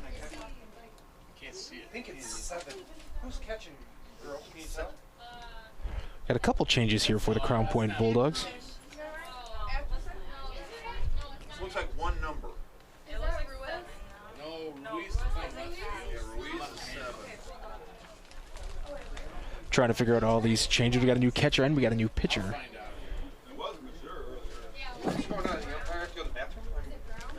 Now the umpire talking with the Lake Central bench, going over all these changes. Up to bat, the Strachan Van Til batting order for the Lake Central Indians in the top half of the 5th inning includes Ian Gifford, Stephen Meyer, and Jory Demopoulos.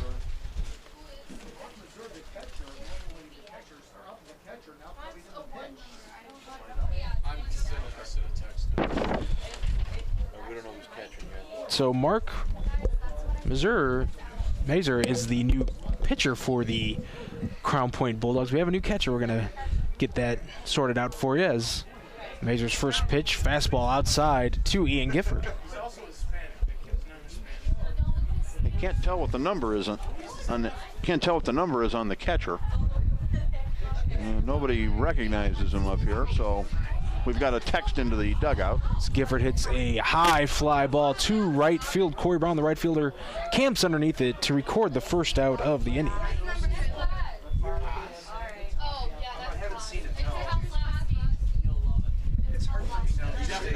As Jeff Kozlowski is our catcher, number 9. Jeff Kozlowski. I wonder if there's any relation to Mike Kozlowski, former third baseman here. Of course, Mike tragically lost in I believe it was a ATV. Yeah, and just not too off this last winter, if I remember right. Mazur's first pitch, fastball misses high. No runs on just one hit, no errors for the Lake Central Indians. 2 runs, 6 hits, 1 errors for Crown Point here in the top of the 5th. Mazur's fastball over for strike number 1. After the game, Chris and I are going to name the Crowell Company's Lantern Man Superhero of the Game. Brought to you by our friends at the Crowell Companies. They have offices open from 9 to 9, 6 days a week. They're in Highland, Maryville, and Michigan City. Wherever you need them to be, Nathan. That's right. Lake, Porter, LaPorte County, Crowell Companies are there for you. Fly ball down the right field line. That's curving foul. Corey Brown gave chase, but just ran out of real estate.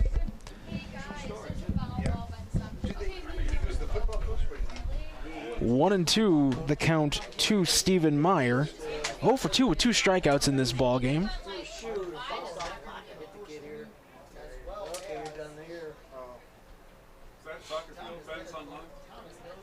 As here's the kick and the pitch from Mazur. Breaking ball misses for ball number 2.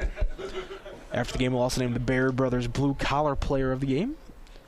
Brought to you by Bear Brothers, located on Indianapolis Boulevard in Hammond, your source for quality work and safety footwear and apparel.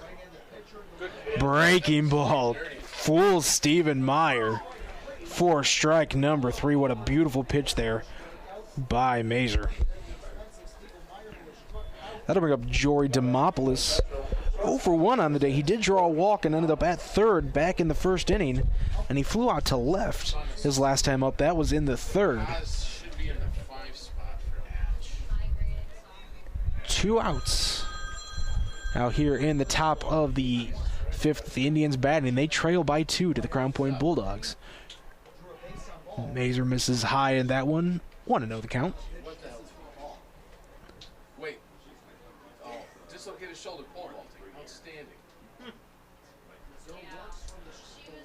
Here's the kick and the pitch. That one also misses high. It's 2-0. Coming up for Crown Point in their half of the 5th inning. That's fine. What we ended up having to do It will. There's a 2-0 pitch that misses for ball number 3. It'll be the top of the order for Crown Point in their half of the 5th. If they can get out of this one here, Ruiz, Brown, and Mazur are the scheduled hitters. As that 3-0 pitch from Mazur is over for strike number 1. 3-1 now the count to Jory Demopoulos. Should he get on, Zach Turnbow, the designated hitter, would step up to the plate for the Indians. 3-1 pitch fouled off Jory Demopoulos' own foot. And Mazur's did a nice job of fighting back now. It's 3-2 to the Indian shortstop. Nathan Laird and Chris Ramirez here at Crown Point High School here for the Region Sports Network, the Chicagoland Northwest Indiana Chevy Dealers presentation of high school baseball as Demopoulos fouls that one out of play to right field. As Chris mentioned earlier, high school baseball will return next week live on 90.5 FM WRTW. The Key, 6:55 airtime as Griffith will host Highland in a Northwest Crossroads Conference showdown. 3-2 pitch misses inside. Demopoulos for the 2nd time in this ballgame draws a walk. And that'll bring up Zach Turnbow, the designated hitter. He is 0 for 1 in this ballgame, but he's reached base twice. Walked back in the 1st, reached on an error in the 3rd. But time is running out here for the Indians. The top of the 5th, they trail by 2. Mazur's first pitch, breaking ball, over for strike number 1. Nice pitch there by the big righty for the Crown Point Bulldogs.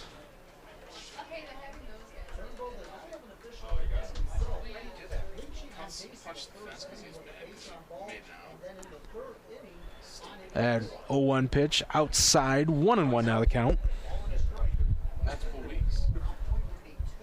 So 6:55 next Monday night on 90.5 FM, WRTW. Under the lights at Griffith High School as Turnbow hits a line drive right up the middle for the second hit of the ballgame for Lake Central. Runners at first and second, 2 outs now for the Indians with Alex Nissel coming up to bat.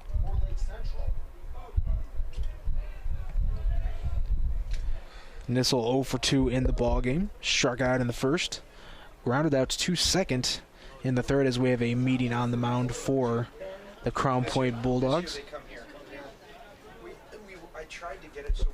Crown Point pitching coach just wants to talk to the battery, the pitcher and the catcher. That's Mazer and Kozlowski.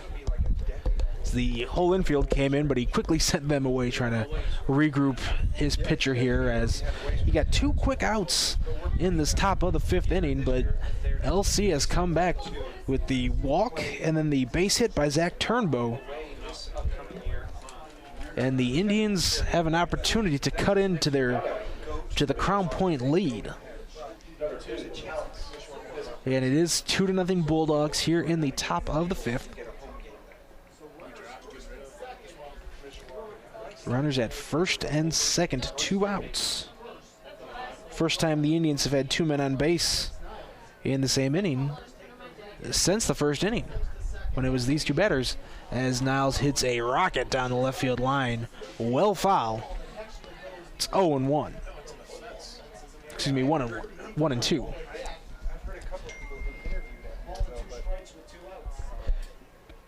Two outs in the inning. Mazer takes a look at first, then to second. Breaking ball over for a strike. It's 1-2 now.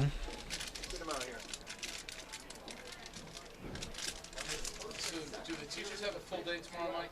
Fastball misses just outside to the number 4 hitter in the LC lineup, Alex Nissel. Should he get on, Ben Nissel will come to the plate. But this is a big pitch here for Mazer and the Crown Point Bulldogs. As Nissel hits a fly ball to right field, Corey Brown giving chase, so he's not going to be able to get to it as it just goes over the fence in right field, out of play. Runners were off on that one, so they have to retreat back to first and second. Nathan, I was just outside. You really can't tell from up here, and you can't tell by the flag, but when you're on ground level, there's a pretty strong breeze blowing, and it might be the reason that it's blowing in over the fence, which would probably explain why the managers are looking for a low-scoring ball game and trying to manufacture some runs.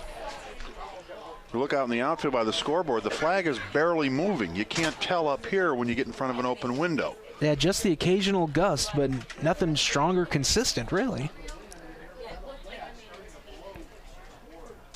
But I agree, both these managers are playing a small ball game here today. Breaking ball by Mazer, over for strike number 3. He gets out of the jam with no damage done. We move to the bottom half of the 5th. Crown Point still leads Lake Central 2-0. You're listening to high school baseball on the Region Sports Network, the only game in town. Sports.com. Hey, it's Tara for Christensen Chevy. Christensen Chevrolet is a local family-owned and operated Chevrolet dealership celebrating over 60 years in the community, serving all of Northwest Indiana and Chicagoland. If you stop in, you can see why families and businesses have put their trust in us for generations. At Christensen, we have an enormous inventory of new Chevys with all of your favorite models in stock, ready for immediate delivery, because that's the Christensen way. We're Christensen Chevrolet, proud sponsor of our great local high school athletic programs on Indy Boulevard in Highland, or visit ChristensenChevy.com. Planning a memorable event? Look no further than Casa Maria Banquet Hall in Dyer. Located on the grounds of St. Maria Goretti Church, the hall can accommodate up to 375 guests. Featuring 2 bar areas, Casa Maria offers buffet and family-style catering. With a professional staff on hand to help with all your needs, Casa Maria sets the mood with a dignified atmosphere that will surely impress your guests. For an unforgettable classic experience that you and your guests will remember, call Casa Maria Banquet Hall at 865-8956. High High school baseball action on regionsports.com.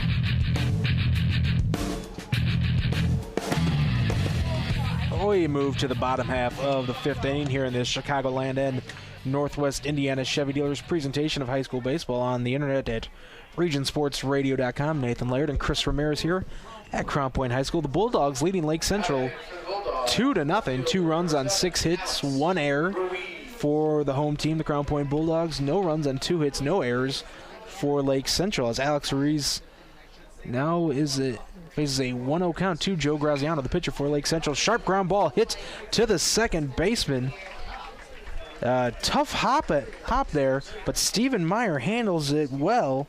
Throws over to first for the first out of the inning. Yeah, that ball shot up at the last second. Meyer was able to stay with it. Ended up playing it about head high on that. Well, Lake Central probably used to quick ground balls. They play on that new field turf, at the new field turf facility there at Lake Central High School, as Corey Brown steps up to play that first pitch inside for a ball.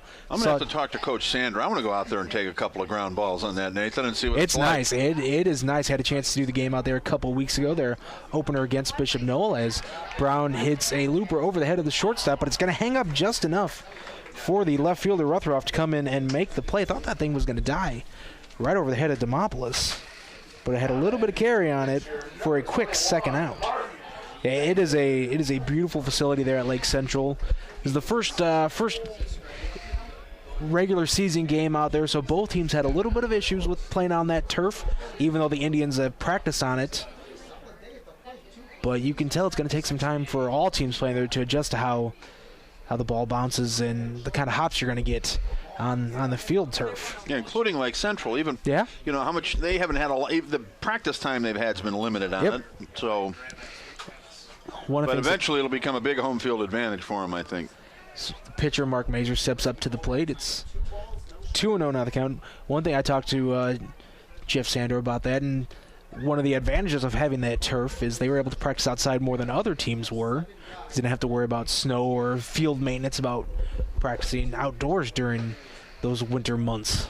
No, I got to ask though, why is that? Does the turf not freeze? Does it not? Is the ground not as hard? What is you don't tear it up like you would a grass field. That's really hard. Plus the water goes away. Is a soft ground ball hit to third. Nissel comes up, makes a nice throw to first to a stretching Jake Wisniewski. Nice play by both Alex Nissel, third baseman, and Jake Wisniewski to retire the side. So quick 1-2-3 inning for Graziano. We head to the sixth. Crown Point leads Lake Central 2-0 here on the Region Sports Network, the only game in town. Regionsports.com. Morris Baseball and Softball Center, a new baseball and softball development program in Northwest Indiana, provides instruction for aspiring athletes. The staff at Morris Baseball and Softball Center has over 95 years of combined professional experience, and they provide instruction which includes game-tested methods used by major league teams. Located inside Omni 41 in Schererville, Morris Baseball and Softball provides disciplined, well-organized practices and places players at highly competitive opportunities to achieve success. For more information on Morris Baseball and Softball, the phone number is 227-5250, and the website is morrisbaseballcenter.com. Jack's Warehouse, Northwest Indiana's newest indoor family fun center, is proud to sponsor sports on the Region Sports Network. Jack's Warehouse has fun activities for all ages, including go-karts, bumper cars, SkyTrail, laser tag, and an arcade. Jack's even has glow-in-the-dark mini golf. Located next to Omni on Route 41 in Schererville, Jack's has 6 party rooms available for events and parties. For more information, the website is jakswarehouse.com, and the phone number is 322-JAKS. He caught it! He caught it! High school baseball action on regionsports.com. We go to the sixth inning, 2-0 our score. The Crown Point Bulldogs lead over the Lake Central Indians here. Today's ball game has all our broadcasts brought to you courtesy of the Chicagoland and Northwest Indiana Chevy dealers. ChevyDriveChicago.com is their website. Stay tuned after the ball game. We'll name the Carl Company's Lantern Man Insurance Superhero of the game. We'll also have the Berry Brothers Blue Collar Player of the game. course, the blue collar, that's the hard-working guy. That's not necessarily the guy that's going to be the star of the game in terms of statistics or the name you might see at in the headlines in the paper the next day. This is for the guy doing the dirty work. And we got several candidates for that award already in this ball game. Leading things off here in the 6th inning for Lake Central. This is Zach Turnbow, pop up on the infield. 4 guys looking at it. Wow. And eventually it's the first baseman who makes the play on the first base side of the pitcher's mound. But, boy, for a second there, it looked like there was some confusion, Nathan. Yeah, all the infielders are charging in on that pop-up hit by Ben Nissel. But the first baseman for the Crown Point Bulldogs, Mitch Coy, called them off as Ryan Ruthroff steps up to the plate. Yeah, I called him Turnbow. That was Nissel.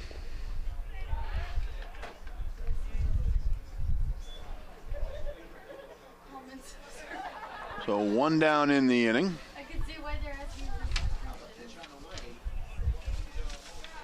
Breaking ball by Mazer. Just missed. I thought that was going to be called a strike. Ruthroff has reached base twice today, once on a walk, once on a hit. There's a pitch upstairs. 3 balls, no strikes.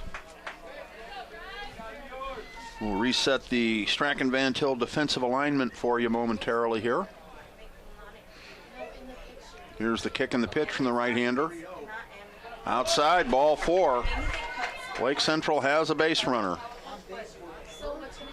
And Ruthroff, we were talking about that Bear Brothers blue-collar player of the game, getting on base all 3 times. That's key for Lake Central if they were to make a comeback here. That's the kind of performance that definitely puts you up as a candidate for that award. James Mays is in the ball game now for Lake Central. He was originally scratched in place of Jake Wisniewski.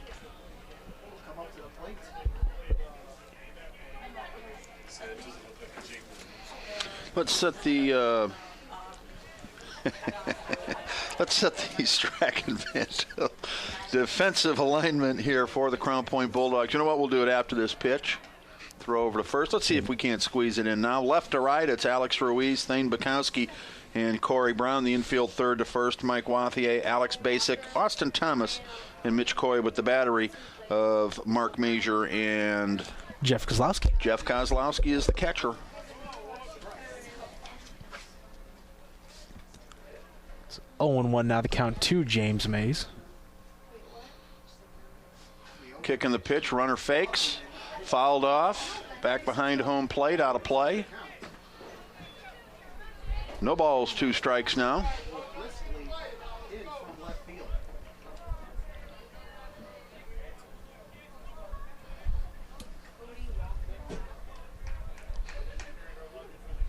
Mazer checks the runner at first, has the sign, throws over. Runner dives back in safely. We are in the 6th. This ball game moved along real quick after a slow start. Another quick throw over to first. They may have him. No, he gets back in. A real nice pickoff throw there. Yeah, and if for no other, you know, where the throw ended up, it actually, I thought he had the runner. The throw was right to the feet of the first baseman as the runner was diving in. I thought he had him. There's a pitch that misses outside. 1-2 the count now. 64 degrees at game time here. I think it's dropped a couple of degrees. Check swing, no. Counts even now at 2-2. The wind has been more of a factor than you might think here. It's howling in pretty good at ground level. Ground ball, third baseman, nice play on the grass, has it, throws to second for 1, relay to first in time. Wow, a nice 5-4-3 double play. That's going to end the inning. Wow. You don't see that every day, Nathan. Third baseman charged, got it at the lip of the grass after making about a 3-step run at it, threw a bullet to the second baseman covering, who turned and fired over to first base in time. Sander doesn't like the call. He's asking for clarification from the from the umpire on that. And, May's a fast runner, so to get all of that done in time to clip the runner at first, pretty impressive. Good defense by Crown Point. Yeah, real impressive relay there. All right, in the inning, no runs, no hits. Check that. 1 hit, no errors, and it was ended on a 5-4-3 double play. I tell you what, let's take a quick 30-second timeout. We'll reset things, and we'll come back here with the bottom of the 6th on the Region Sports Network, the only game in town. Triple Crown All-Stars Baseball and Softball Academy in Schererville is a year-round instructional facility featuring a fully AstroTurf building for team practice, batting cages, infield, and pitching mounds. The staff at Triple Crown features years of professional instruction in hitting, pitching, and fielding for both baseball and softball. Triple Crown All-Star Baseball and Softball Academy is located at 2208 US 41 in Schererville, and the number to call to make a reservation is 219-864-0711. The website is triplecrownallstars.com. In hockey, the power play can be a game changer. It's a big opportunity to score. Well, your local Chevy dealer has an opportunity for you to score big. It's called the Big Fix Lease, and it can cut your monthly car payment big time. Your Chevy dealer has leasing experts that will show you how to get more Chevy for less money with the Big Fix Lease. Be the first to score big at your Chicagoland and Northwest Indiana Chevy dealer, or go to ChevyDriveChicago.com and take your best shot. And he smoked that one into left center, going the other way with it. High school baseball action on RegionSports.com. Mitch Coyle lead things off here as we move to the bottom of the 6th inning in the Chicagoland and Northwest Indiana Chevy Dealers presentation of high school baseball here on the Region Sports Network. 2-0 Crown Point leads. 2 runs, 6 hits, and 1 error for the Bulldogs. No runs, 2 hits, and no errors for the Lake Central Indians. The big boys in the Duneland Conference going at it today. Ground ball past the pitcher. Second baseman has it, picks it up, throws over to first in time to get the runner. Mitch Coy is retired. Routine 4-3. And that'll bring up Andrew Atchison, the designated hitter. Check that. That's not Atchison there. We've got Nick Ritchie is the hitter now in place of Andrew Atchison. You mentioned these are the big boys of the Duneland Conference. Some other Duneland teams off to good starts this year. The LaPorte Slicers 5-1, I believe, to start this young campaign. Of course, one of the most historically dominant programs, not just in Northwest Indiana, but the entire state. They're off to a real good start here in 2015. Graziano's still in there. Here's the pitch, outside for a ball. Chesterton's going to be a factor in the DAC race as well. They're always a solid ball club. Jack Campbell has his team ready to play year in and year out. Lost track of how many wins Coach Campbell has, 700, maybe more. Here's the pitch, outside.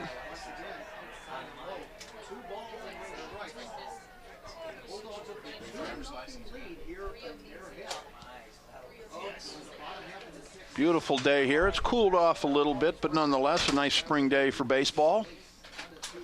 Kicking the pitch outside. 3 balls, no strikes now. Crown Point looking to get a base runner on and hoping to pad the lead going into the 7th.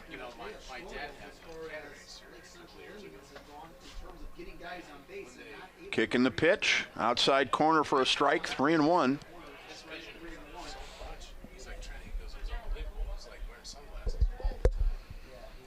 We'll be back on Monday with more high school baseball from Griffith. It's Griffith and Highland on Monday. That's right. Yep. And then we'll have a second game next week. We're not sure what it is yet. There's ball 4.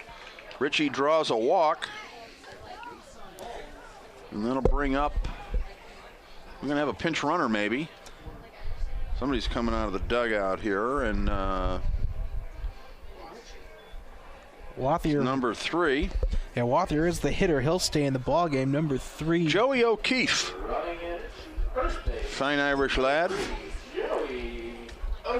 He'll come in to pinch run for Ritchie. Well, Steve Strayer getting a lot of kids in here. And putting that faster runner on, whatever you can to maybe manufacture a run, because with the way this game has gone, 2-0 is a nice lead with the style of game that's been today, but if you can add a third, that would almost be the nail in this one. 2-run lead is better than 1-run lead, but it means a man on and a big swing of the bat, and you're all tied up. And keep in mind, this is a Lake Central team that just scored 17 runs on Saturday against a really good Munster squad. Even if they hadn't, they're still Lake Central, yep. And 2 runs is 2 runs is not a lot for their lineup. But today the Crown Point pitchers have been equal to the task. Here's the pitch. Down low, just missed for ball 1 to Mike Wathier, the third baseman.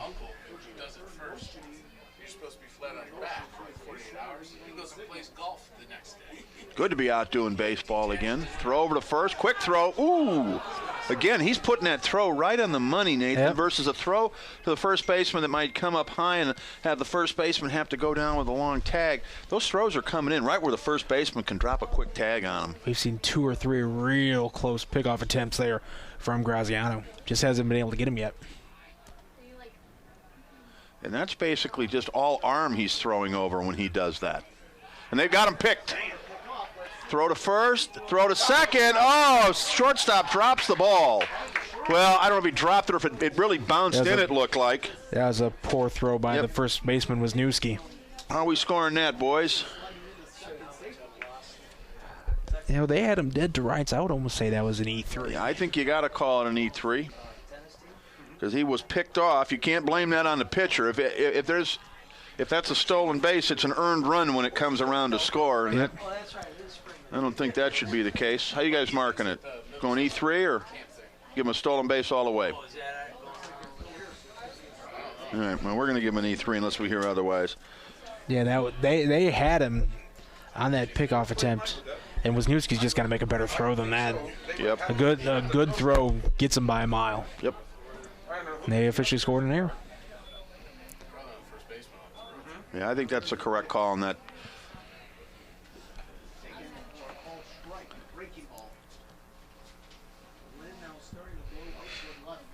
So let's see if Crown Point can make him pay now for the mistake. Runner in scoring position, 1 out, check swing, ball in the dirt. Strike, says the umpire. Wathier did not like that call by the home plate umpire, and I don't blame him. That was a check swing, barely got the bat moving on that, but apparently it came through the zone. 1-2 the count now. Fouled out of play. Back into the softball field. Again, that's allowable today because there's no softball game going. Didn't have to give the pregame What do you think? speech. Is there a fine, you think, Nathan? Detention. That's it, detention. 1 ball, 2 strikes. Runner on, 1 out.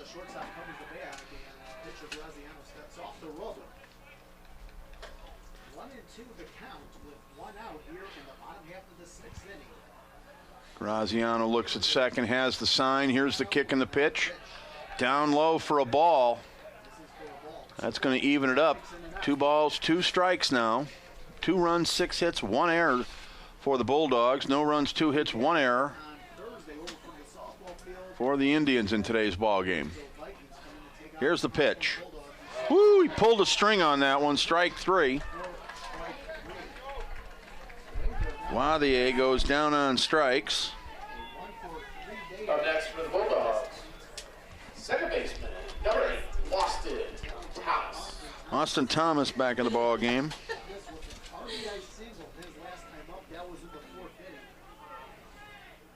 Excellent opportunity for Thomas to get his second RBI. 2 outs, runner takes the lead from second. Here's the pitch by Graziano. Here's the pitch to Thomas. This is off the plate with a breaking ball, 1-0. Taking the first pitch every time. Thomas had the RBI in his last at bat. A single that scored Mark Mazer.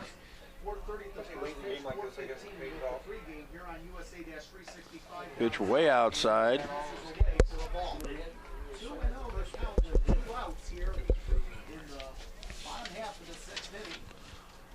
We'll reset the Lake Central defensive alignment for you here in just a moment.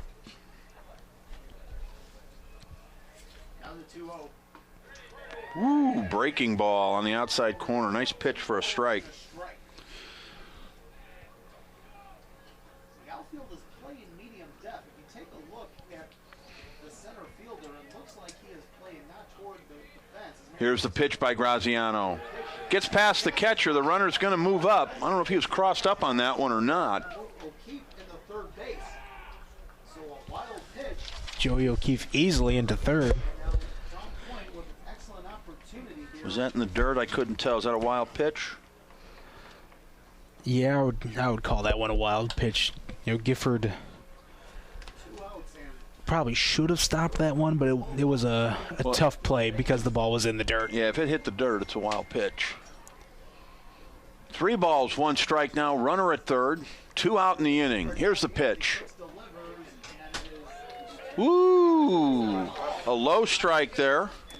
The hitter, Austin Thomas, was ready to start heading for first, but froze just in time, and the umpire, with the slow right hand, indicated strike 2. We've got a full count now with 2 out.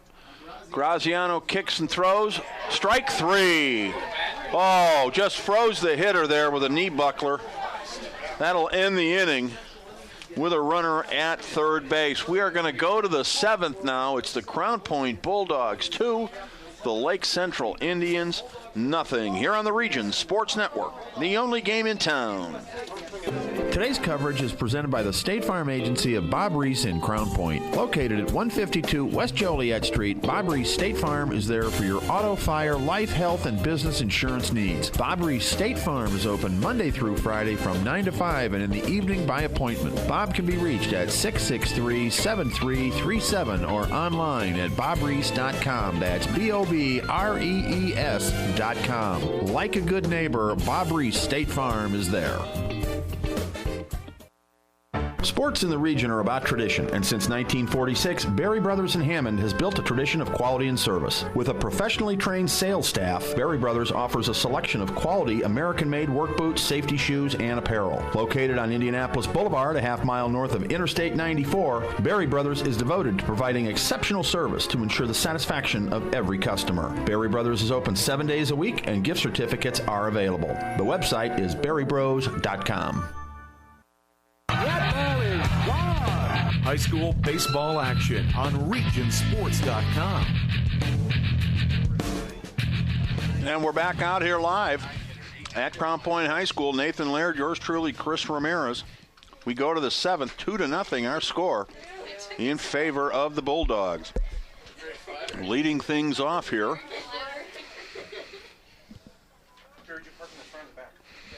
Nathan, we've got somebody hitting here for Colin Studer, it looks like, unless I'm one batter off. Nope, that is a new hitter. That is number 4. Christian Moda.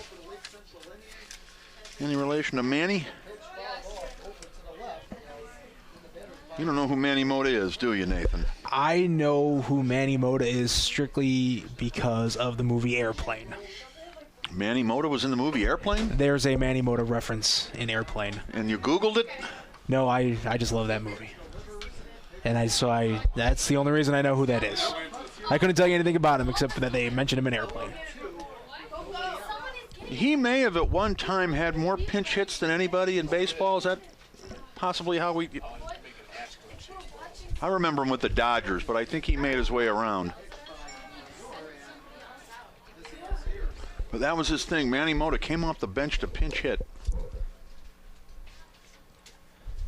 There was a Moda in the major leagues not too long ago. Guillermo Moda was a relief pitcher. Also spent some time with the Dodgers as well. Guillermo? Yes. Now, you didn't take Spanish, did you, Nathan? I did not. Can you tell me what Guillermo means, though? What is the English version of Guillermo? I'm not even going to guess. And you don't know? I do not. Ground ball, second baseman, has it, throws over to first in time to retire Christian Moda. 1 out in the 7th inning, put it 4-3 in the book. I've embarrassed myself enough by saying I took 6 years of French. What would Guillermo be in French? Guillaume, which is William. Ding, ding, ding, ding, ding, ding, ding. And you win the prize, Nathan. There's a prize. Ian Gifford, the hitter here. There's a fly ball. Looks like it's going to be a gapper. It is. In between left and center. Gifford's going to go to second base on that one, and he's going to make it. The center fielder and left fielder had a long run on that.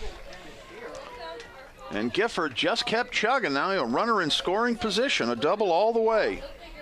Now batting number 7, Stephen Meyer. Gifford recognized the fact that the left fielder Ruiz didn't come up with that ball cleanly, and some nice hustle around first base to get himself in scoring position. Steve Meyer now, top of the order. Time is called. Well, this is what Lake Central wanted. Get somebody down at the bottom of the lineup to get on, get in scoring position, and have the top of the order up. Of course, there is one out. But with a runner at second, you don't have to worry so much about the double play here. Yeah, tracks should be finished. Tracks is finished. Here's the pitch. Inside, foul down the third base line, just in front of Jeff Sander. No surprise a game like this would go down to somebody's last at bat. Didn't expect this one to be a blowout. So Lake Central, if they stay alive, they got action down in their bullpen. Looks like it's Alex Nissel thrown down in the Indian bullpen. Jeff Sander took him out of the ball game earlier, didn't he? No, wait, no, my bad. Got something else written in there. There's a pitch swung on and missed. Steve Meyer needs to be more selective here for the Lake Central Indians. Meyer 0 for 3 with 3 strikeouts on the day, so it's been a tough day at the plate. Trying to avoid the golden sombrero, and he will. Ground ball to second base. Second baseman has it over to first in time. Thomas to Coy, 2 out now. And Lake Central down to their last out. Now batting number 6, Jory Demopoulos. Jory Demopoulos at the plate. 0 for 1. He has drawn 2 walks. I mentioned the golden sombrero, Nathan. Are you familiar with that term? Yes, it's... For all those new listeners out there, what would the golden sombrero be? It's when you strike out 4 times in one game. 4 times in a game. Boy, that's a tough day at the office there, huh? That's tough. That's just... You do your best to forget about that day at the plate. Yep. All right, here we go. Runner at third, 2 out. Number 2 hitter up, Jory Demopoulos, the shortstop. He represents the tying run for Lake Central, but again, there are 2 outs, and we are in the 7th.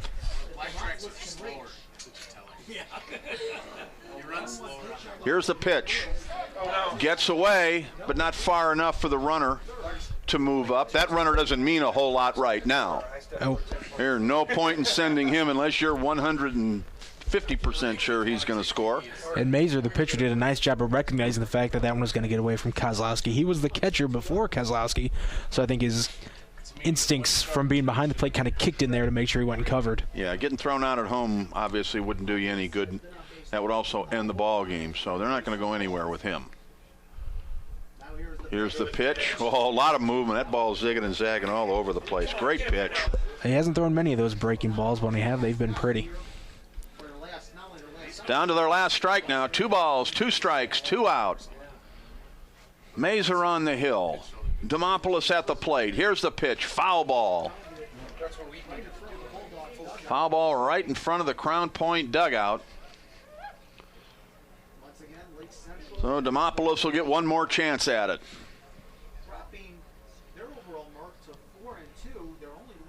On deck, the designated hitter, Zach Turnbow. Here's a kick in the pitch. Foul ball, right side in front of the LC dugout. Catcher and first baseman give chase. It's out of play. Hits the top of the dugout and bounces out of play. Demopoulos, one more chance at it. Let's see if he can extend the game here. Nathan, I'm ahead of schedule here, so I could stay for extras. I don't know about you.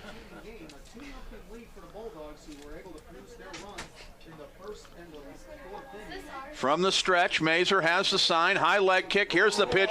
Woo! Whoa, that was inside, but it was close. Demopoulos with 2 strikes in the game on the line Woo, very patient right there. That had to be hard to lay off. That is a tough pitch to take because the umpire's been given that inside strike. Yes, he has. All game long. He may have just been frozen on it and got lucky. Here's the kick. Here's the pitch. Popped up, center field, short center. It may drop. The runner's going to score if the ball drops, but it doesn't. The second baseman, Austin Thomas, runs out and makes the catch, and the ball game is over. A 3-hit shutout for the Crown Point pitching staff. No runs, 1 hit, no errors, 1 man left on base. The final here, Crown Point 2, Lake Central nothing. The line score, Crown Point 2 runs, 6 hits and 1 error. Lake Central no runs, 3 hits and 1 error. All right, we'll take a timeout and we'll come back and wrap this up with the post-game awards right here on the Region Sports Network, the only game in town. Planning a memorable event? Look no further than Casa Maria Banquet Hall in Dyer. Located on the grounds of St. Maria Goretti Church, the hall can accommodate up to 375 guests. Featuring 2 bar areas, Casa Maria offers buffet and family-style catering. With a professional staff on hand to help with all your needs, Casa Maria sets the mood with a dignified atmosphere that will surely impress your guests. For an unforgettable classic experience that you and your guests will remember, call Casa Maria Banquet Hall at 865-8956. Tonight's game is being underwritten by your Indiana Farm Bureau insurance agents in Lake County.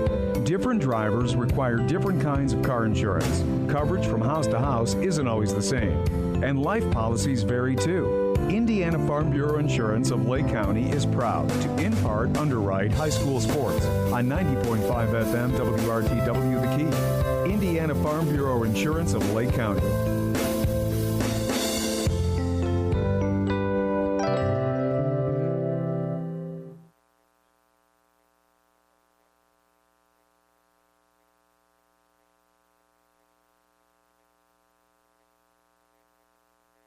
Sports in the region are about tradition, and since 1946, Berry Brothers in Hammond has built a tradition of quality and service. With a professionally trained sales staff, Berry Brothers offers a selection of quality American-made work boots, safety shoes, and apparel. Located on Indianapolis Boulevard, a half-mile north of Interstate 94, Berry Brothers is devoted to providing exceptional service to ensure the satisfaction of every customer. Berry Brothers is open 7 days a week, and gift certificates are available.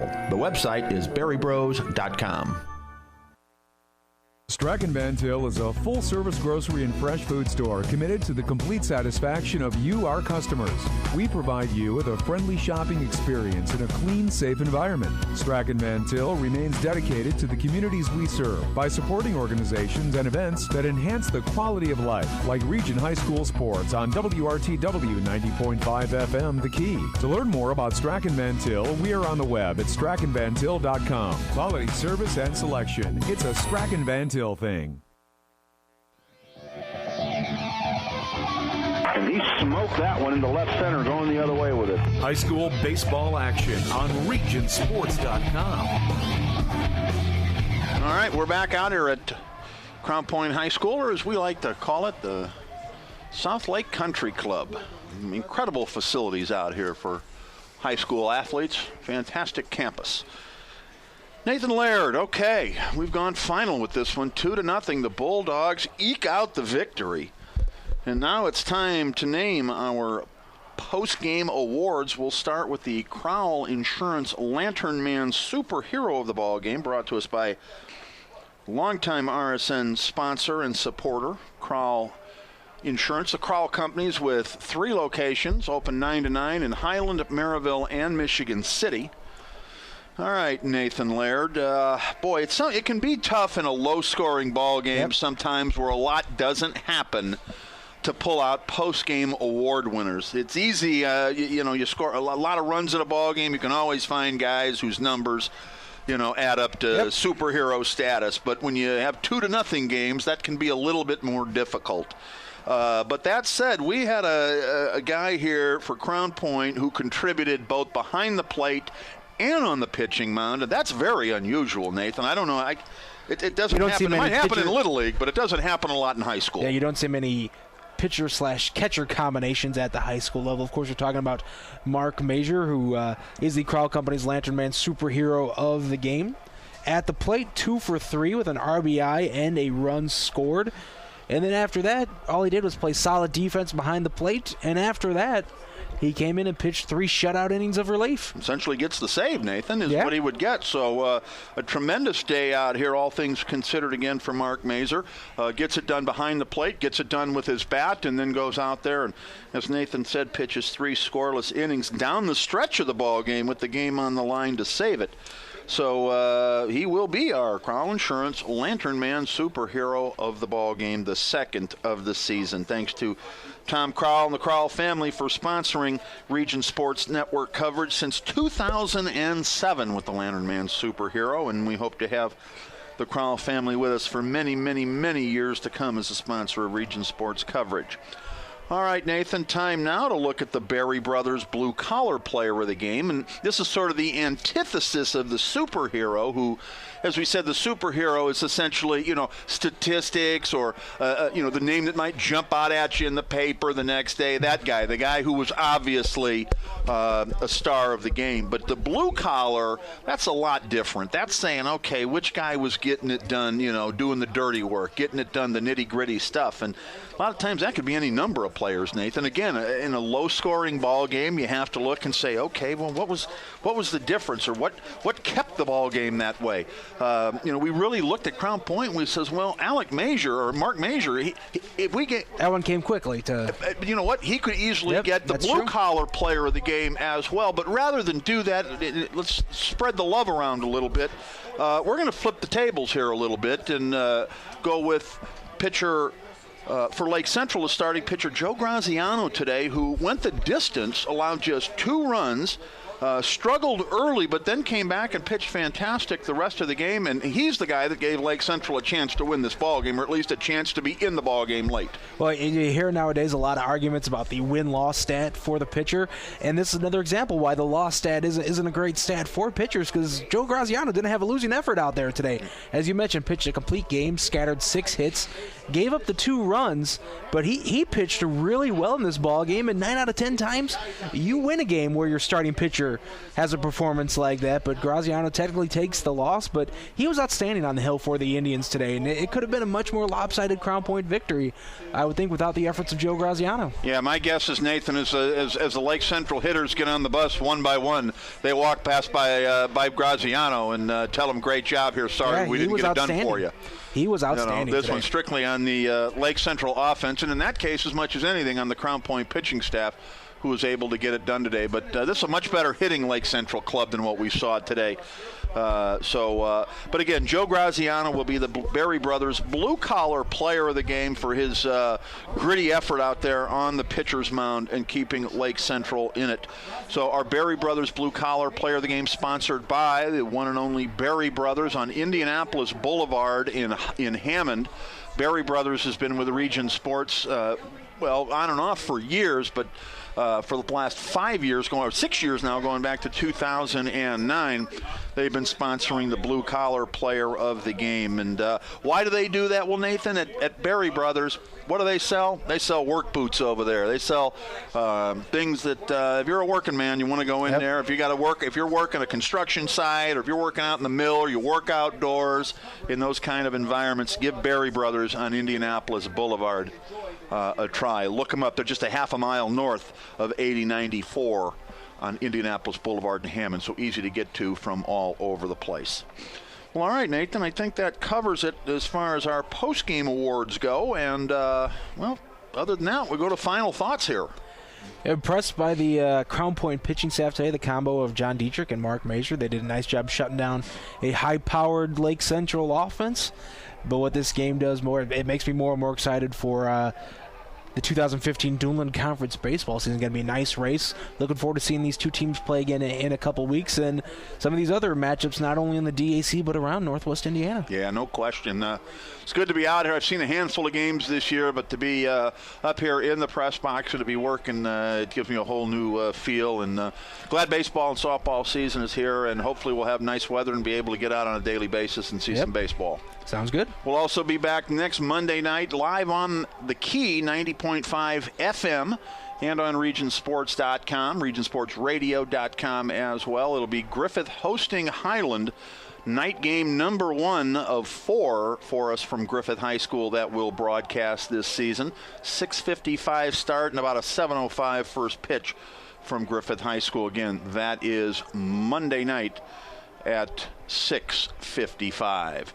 Well, that pretty much wraps it up here from Crown Point High School. Before we shut it down, I want to let everybody know that Region Sports coverage of high school baseball on the internet at regionsports.com has been underwritten by the Chicagoland and Northwest Indiana Chevy dealers, the MVPs of MPGs, the Crowell Companies, your insurance superheroes, by Berry Brothers, a tradition of quality and service since 1946, by the Lake County agents of Indiana Farm Bureau Insurance, by McShane's Business Products and Solutions since 1921, by Strachan Van Til, where fresh is more than just a word, by Christensen Chevrolet in Highland, driving the American dream, by Misprint in Munster and Hammond for custom print, design, and signs, by Morris Baseball and Softball Center, providing elite instruction, by Randall K. Miss Accounting, putting the numbers to work, by Jack's Warehouse, great entertainment for the whole family, by the Casa Maria Banquet Hall in Dyer, making your special event an unforgettable experience, by Triple Crown Baseball and Softball Academy, where the All-Stars train, by the Teachers Credit Union in St. John, and by the Town Club Restaurant Steak and Seafood for 65 years. Well, that's going to wrap it up. I want to thank the head coaches in today's ball game, Steve Strayer for Crown Point and Jeff Sander for Lake Central, for helping us prepare and getting us the information we need for today's ball game. I want to thank everybody out here at Crown Point. Wonderful hosts every time we're here. Thanks to Bill Derula and the rest of the staff. Thanks to Jerry Caravana for sitting next to me and entertaining me all day. Always great to see Jerry whenever we come out here. Always has some great information. Absolutely, and always just in a fantastic mood and a good guy. And always makes you feel welcome coming out here. And that's not always the case, as you know, Nathan, when the media shows up somewhere, us or others. And that's never an issue out here. And I'm sure we'll be back before long and do a bunch more games out here at Crown Point this season. So, all right, well, that's going to do it. Thank you to the listeners, most of all, for tuning in and making these broadcasts worth our while. We appreciate it. I also want to thank our sponsors and underwriters for making the coverage possible. For my broadcast partner, Nathan Laird, and for everybody at the Region Sports Network, I'm Chris Ramirez. Thanks for listening. This has been a production of the Region Sports Network, the only game in town. RegionSports.com.